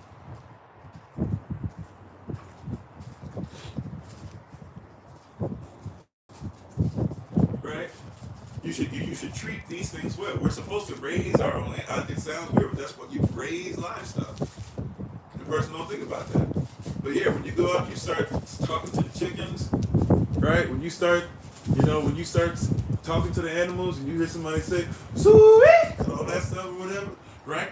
That's what you have a relationship with your food. We have lost relationship with our food, whether it be grass or whether it be chicken. We have lost relationship. But you're supposed to have a relationship with your food. So it's a really weird thing that persons do. We're not used to. But that being said, yes, when things were perfect before sin, nobody was eating animals. After sin, sinners were eating animals. But then when it came after the flood, the Most High allowed, because of the earth having been repopulated and things being different, He allowed, as part of His infinite wisdom, as part of the plan, and knowing that we wouldn't have enough, and knowing that the earth itself needs to replenish and things like that, He allowed certain animals to exist. And He said, hey, you're allowed to eat these particular types of animals, and He gives specific, right, instructions on what can be eaten and what cannot. Right, even sometimes when they can be eaten and when they cannot, when they can be sacrificed and when they cannot, etc. Right. That being said, now that we had it together, that being said, can one make the argument that as much as is humanly possible, we probably should have as little meat as possible? I can see that. I don't know if that's. I used to even think that was it. I don't know if I'm all the way there anymore. But I can see that. I can see that argument. And to be honest, it's one of those things I don't know the answer to that. But yeah, so when it tells us that thou shalt not kill, it's talking about human beings, because offerings, and the Most High gave the first offering. Offerings were already something that was there. The offerings, a life that must be taken, right? The life being taken is not considered as much as. So when you say thou shalt not kill, the context is human beings. Because the laws are not for the animals, even though the animals live by natural laws. But those laws are not for animals. Those laws are not even for all of human beings. Those laws are for those that are part of Israel. So all that stuff that you're talking about can be looked at as true, but it's not necessarily contextual to the Ten Commandments. And last question for today, and then the Holy Spirit's telling me to wrap it up. Right, and really, yeah, it's really thou shalt not kill. Really, it's talking about murder, which is different, as well. Right, so it's a different context for sure. Last question that I saw. Right. Oh, okay. If the disciples acknowledge Yeshua as a rabbi, wouldn't he be written in the synagogue books as a rabbi? Isn't that the process that rabbis go by? So, once again, excellent question. Since Barbara already hit me with stuff it's like some of it I kind of sort of know, some of it should be getting me in the gym. I got to go back and study for 15 years and come back to y'all. And some of the stuff would be like, I know the answer to it, but I'm like, dang, I don't know anybody to ask that question. Oh, yeah, the witness is getting nefarious now. All right. She be setting me up. That's my big sister. She loves me, but she be setting me up. No, but that's an excellent question. So, I've never thought about that particularly, but I do have an answer for you, and I think it'll make a lot of sense. It's actually not a long answer. But that being said, I do have an answer for you. So if you look at Christ, and you look at John the Baptist, I think that kind of seals it up for us. I know you love me. At some point, when we're doing all this riding this year, we're gonna have to figure out how to see y'all again. It's been too long, far too long. Even if it's another just quick meetup or something, because it's been too long. I've been thinking about y'all a lot lately too. Prayerfully, all is well. I know you're recovering from some stuff too. And if you need anything from us, tension-wise, anything, make sure you reach out to us. All right. I haven't been checking on you as I should either. But yeah, last question for today, and y'all can see the wind is getting out of control now. So hopefully you can hear me. I'm waiting for this last gust, and then I'm gonna answer this last question, and then I gotta take the technology down, or else I can get something damaged out here starting to move again like we did yesterday. Let this last gust go. Okay, all right. I'm gonna try to answer it. I know it's gonna come back in now, but okay, here we go. I'm literally holding stuff down. Like when I'm talking to you. All right. So as far as Christ being accepted, and if he was a rabbi, it shouldn't be written down, all this stuff, whatever. Now there's two ways I can look at it, so I'm gonna answer it in a couple different ways. I'm not even sure if you mean in these two ways, but how about that works? Just let me do a little brain dump, if you will. So if the disciples acknowledge that Yahshua is a rabbi, wouldn't he be written in the synagogue books as a rabbi? First things first, we have to remember that the disciples are not in charge of the synagogue per se. Right? Now, they still did use the temples, and we didn't use synagogues, so there are some places to where he was accepted. With that being said, he wasn't even really accepted as a priest by many, and persons running the synagogues, are going to be Sanhedrin. So, even if you remember, I think this is Galatians chapter 3, or somewhere in Galatians. No, Galatians chapter 2. We just did that Galatians series. I think it's Galatians chapter 2, where Paul talks about that he came and he met James, John, and Peter in the synagogue. Was it synagogue or temple? I can't recall which ones, but they met up and they discussed to make sure that what Paul was going to be preaching was the same thing that Christ had shown the disciples, and that the disciples were preaching to the Hebrews. He wanted to make sure that it matched up with what he was preaching to the Gentiles. Right? So they had that meeting and they had that conversation. Now, out of that, but yeah, so you have places that they did meet up in temple and stuff like that from time to time, but even when you go and you look at that, you'll see a lot of persons were looking at them sideways, especially when looking at Paul, who brought in Gentiles with him, right? It was Silas and I forget the other one that he brought. Or maybe, I don't think it was Barnabas, I think it was Silas and Titus. was it Titus and Barnabas, something like that. And persons were giving them side eye, and a lot of persons weren't necessarily accepting what the disciples were preaching and teaching. Anyways, there was more acceptance of it, but there still was this heavy thing on everything had to be Hebrew. Even if we look at the book of Acts ourselves, that was a big part of the book of Acts, right? So a lot of persons didn't accept him. Even if we look at John the Baptist, if you recall, John the Baptist is the one that actually baptizes, immerses Christ, and Christ therefore is looked at as being the head of, let's just call it for the sake of just how to teach it, the sake of the movement, if you will, at the time. John is considered to be the high priest by Yahashua and by the Most High, right? By those who are being baptized by him, and he's actually doing this outside of the jurisdiction of Israel. Although he is born, John is born a Levite, John the Baptist, right? Born a Levite. So John the Baptist is actually a Levite, right? And he's the head Levite as far as the Bible is concerned. He's the high priest. This is why Christ, who becomes our high priest, coming through the lineage of Melchizedek, has to be baptized by John. John says, "I'm not worthy to baptize you." Christ says, "No, it has to be done, right? It has to be done according to structure and order. If we don't do it correctly, it's not going to, it's not going to manifest into what it's supposed to." So, so John the Baptist really deals with how can I say this? So John the Baptist really did. I'm sorry, John the Baptist. So John the Baptist was a Levite. He baptizes Christ. So, but Christ was never accepted by other Levites. John the Baptist was accepted by other Levites. Remember, Christ himself has to say, "What did you guys expect when you saw John preaching? Did you expect to see some crazy man out there? He was just out there just dealing with locusts and honey, and he just shaggy and all this stuff, and you didn't realize he was the greatest born amongst all women. He was the high priest, right?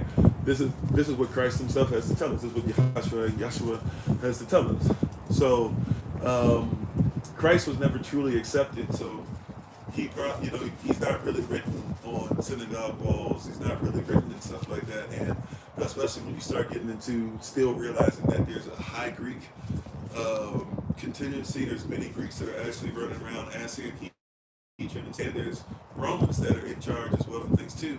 And we're getting to a place where it's not a stone is about to be left upon a stone, where persons who are even followers of Christ, followers of the way, are not just being off to later on, hundreds of years, well, not even hundreds of years later, by Nero, by Caligula, especially Nero, and by Vespasian and others. You're going to see by 70 AC, everything's going to pretty much, be broken down in Israel as we know it, as far as the nation at that time, in the city and all the structure and everything, not a stone be left upon a stone. So it actually makes very little sense that Christ would be written all over the place, and that and now when we talk about today's, and we're going into modern stuff, modern synagogues, they don't even believe that the Messiah has come. So those things would not be written on the walls of synagogues, and even some of the newer synagogues, and if there were still persons who were Hebrew, especially if now Hebrews, and really Israel is not just Israel by only those that are born, but also those who are coming in and being born again. The conversation is one that's against, it's truly against, who Christ is, because he's not supposed to be the Messiah. Or even now you start persons are arguing about Serapis Christ, or what they nowadays try to call Gnosticism, or what's going to be allowed in the Bible, it's not going to be allowed in the Bible. Whether we're talking about Vespasian, whether we're talking about later with Constantine, whether we're talking about later with Justinian and the Bishop of Rome that becomes a pope, whether we're talking, and the list goes on and on. But obviously we're talking about close to that time, especially with Christ. It wouldn't make sense that he'd be written. Christ was an enemy. Christ was an enemy of the state, right? They said that Christ was blasphemous. If he's blasphemous, everything he preaches is blasphemous. Right? He was on trial for being blasphemous. That means that he said he was the Messiah. Right? That's what they wanted Pontius Pilate to put up there, that he said he was the Messiah. Pontius Pilate said, "No, I put up there, he's the Messiah. He's the King of the Hebrews." That's it. He just put it up. He said, "Hey, put it up in 3 languages. I'm done with it. Put it up." And so they know. And as far as I'm concerned, he is who he said he is. For them, they were like, "Can you say that he just said it?" Because they were trying to say that he committed blasphemy. So when he said that he was the Messiah, when he said that he's king of the Hebrews, and the king of the Hebrews, he has to be one and the same as the Father.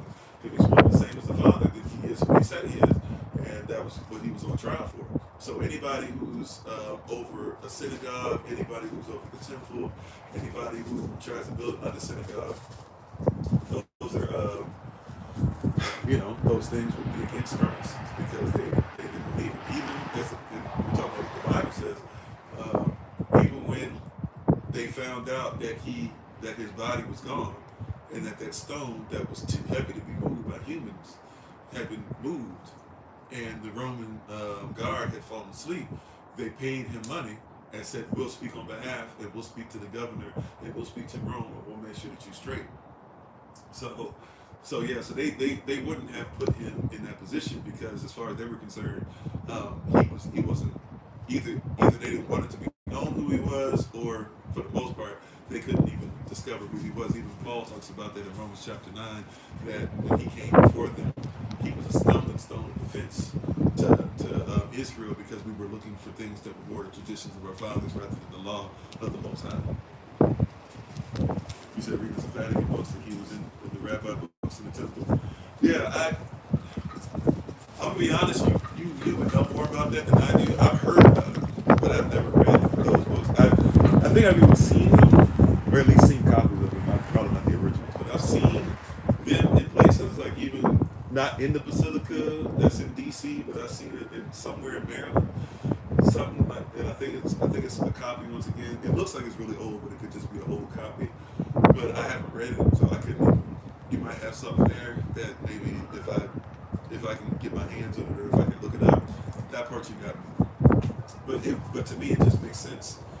I thought about it before. I never had anybody asking me this long thought process like this to answer. But to me, it never would make sense, because I've asked that before. Like, yeah, wouldn't it just be? It'd be pretty, like, if everybody disagreed and then the disciples go to temples and blah, blah. But if you look at it, they were never over the temples. And even if they were allowed in begrudgingly, they were never in a position of authority in those temples, or in the temple, in Herod's temple, nor in the synagogues. The place where they got the authority was usually going to be outside of that. And that kind of speaks volumes within itself, and something we can learn from. Right? That being said, though, how you doing, Shane? That being said, thank you so much. I appreciate y'all. As you can see, the wind is getting crazy. And when the wind got crazy, that means the temperature is already low. And by the way, I'm suited and booted. I got stuff on before my big sisters and the older mamas. I'll figure this kid on me later. I'll make sure I'm okay. But when the wind picked up, it is getting a little cool, so I'm admit it this time. But thank y'all for being on. I appreciate you. Since it's windy, I can't do a shout out today. We will continue Q&A tomorrow. Sisters, don't forget, tonight, 7 p.m. New York City time. Elder Ahmed, you guys have women's meeting. Right after that, 8 p.m. or 8:15, somewhere in there, we'll be on for the last session of the evening. We'll probably be talking about royalty and still be mentioning some stuff removing the leaven. I do have a list of different things and different recipes and that you can make in the season. Also, do I have another list? I'll be posting both of them throughout the day, and on YouTube, we'll be posting in a manner where you can just watch the video, and the video will scroll down through the stuff. I'm just trying to get the last finishing pieces together, but it should be up to date. But we'll have some stuff out where you guys can actually also look at, besides recipes, you can have a list of all the different stuff that has leaven in it, and some alternatives to things that you can get that don't have any leaven in it as well. All right, so that should be finished sometime today, and you should see a list of that stuff come out. But thank you all. I appreciate you. Thanks for staying out here with us in the wind. Hopefully you guys are staying warm wherever you are. Much clearer on Facebook. Okay, thank you. So thank you all. I appreciate you. I really do got to go though. Hopefully we'll see you. If we don't see you sometime later today, early Shabbat Shalom to you. If you observe on Friday evenings going into Saturday, we'll see you tomorrow for another Q&A session, podcast, and men's meeting got moved for City Brothers tomorrow as well in the evening. Still trying to figure out when we're going to continue the watch party. We have something that Solomon's going to have to partake in for the next few Saturdays, for at least 2 months. So I'm still trying to find a place to put in the schedule. We might just put it sometime during the week, but we won't have the watch party. Also, tonight. There will be SOC University stuff tonight. More than likely, there will be some tomorrow as well. And, or might even do some during the day. So I will put some stuff in. I'll put stuff in the link. And I'll make sure that you guys can see it. So even if you can't be there, whatever time we start to do, you do whatever we're doing. You guys can still be part of the process and see everything. Go back and record it even if you can't join us on Zoom. Okay? All right, much love to you. Take care. Thank you again for being on with us. We give our honor and praise to the Most High. We give praise and honor to Him for my wife, the Honorable Amma, who lives a life that's able to be honored. As always, you can check her out on TikTok, YouTube, her website, and Pinterest at Bloom and Flourish. Not A and D, the letter N, Bloom and Flourish. She's a healer, herbalist, chemist, and biologist by degree, and has products such as tinctures and other things that can help you along in your healing journey. We thank everybody for being on with us. Passover folk, don't forget, we need to know if you're interested in Dollywood, if you're interested in doing Dollywood with us or whatever. If we get 15 of us that want to go, then the price can come down. Let's see. We're going to have a meeting at some point. I'm going to contact you guys to see if we can have a meeting with everybody that's going to be serving for Passover in different places, in the different areas you're going to be doing it. I think that's all I have. Don't forget women's meeting tonight, men's meeting tomorrow. Yeah, and let's get it. March 18th is coming up soon. We're gonna do a special thing that evening to get a word for our new year, and then we'll do a prayer and worship service. We'll have some of the ministerial staff talk to you guys for a couple minutes to give us something, as well to get us ready for the word. So please join us on March 18th that evening if you can set that aside. We do something. If you haven't been with us that long, it's something we normally do after we do like a family fast or something together. What we're gonna do it's called prayer and worship, and we normally do it on TikTok only. We'll have the word and the encouragement open for everybody, but then the prayer and worship itself, as far as when the music starts playing and we start putting our prayers in the chat and stuff, we're going to have that stuff just be on TikTok only. We have to do it. We might keep it on Clapper as well, but it'll definitely be on TikTok. We can't do it on all platforms because they'll try and shut us down. For like copyright reasons and stuff like that. Which, by the way, it's the law. It's weird, but it's the law. So anyway, but love y'all. Thank you so much. Take care. Continue to do great things. And remember, as always, that you're loved, you're necessary, you're majestic, you're fearfully, wonderfully made. And you, which is all of us working together, will be the reason why people who are in this system no longer have to be of it. Shabbat shalom. Be well. Take care. And love you with the love of God. Thank you again. # We Be the Nation. Take care. Peace.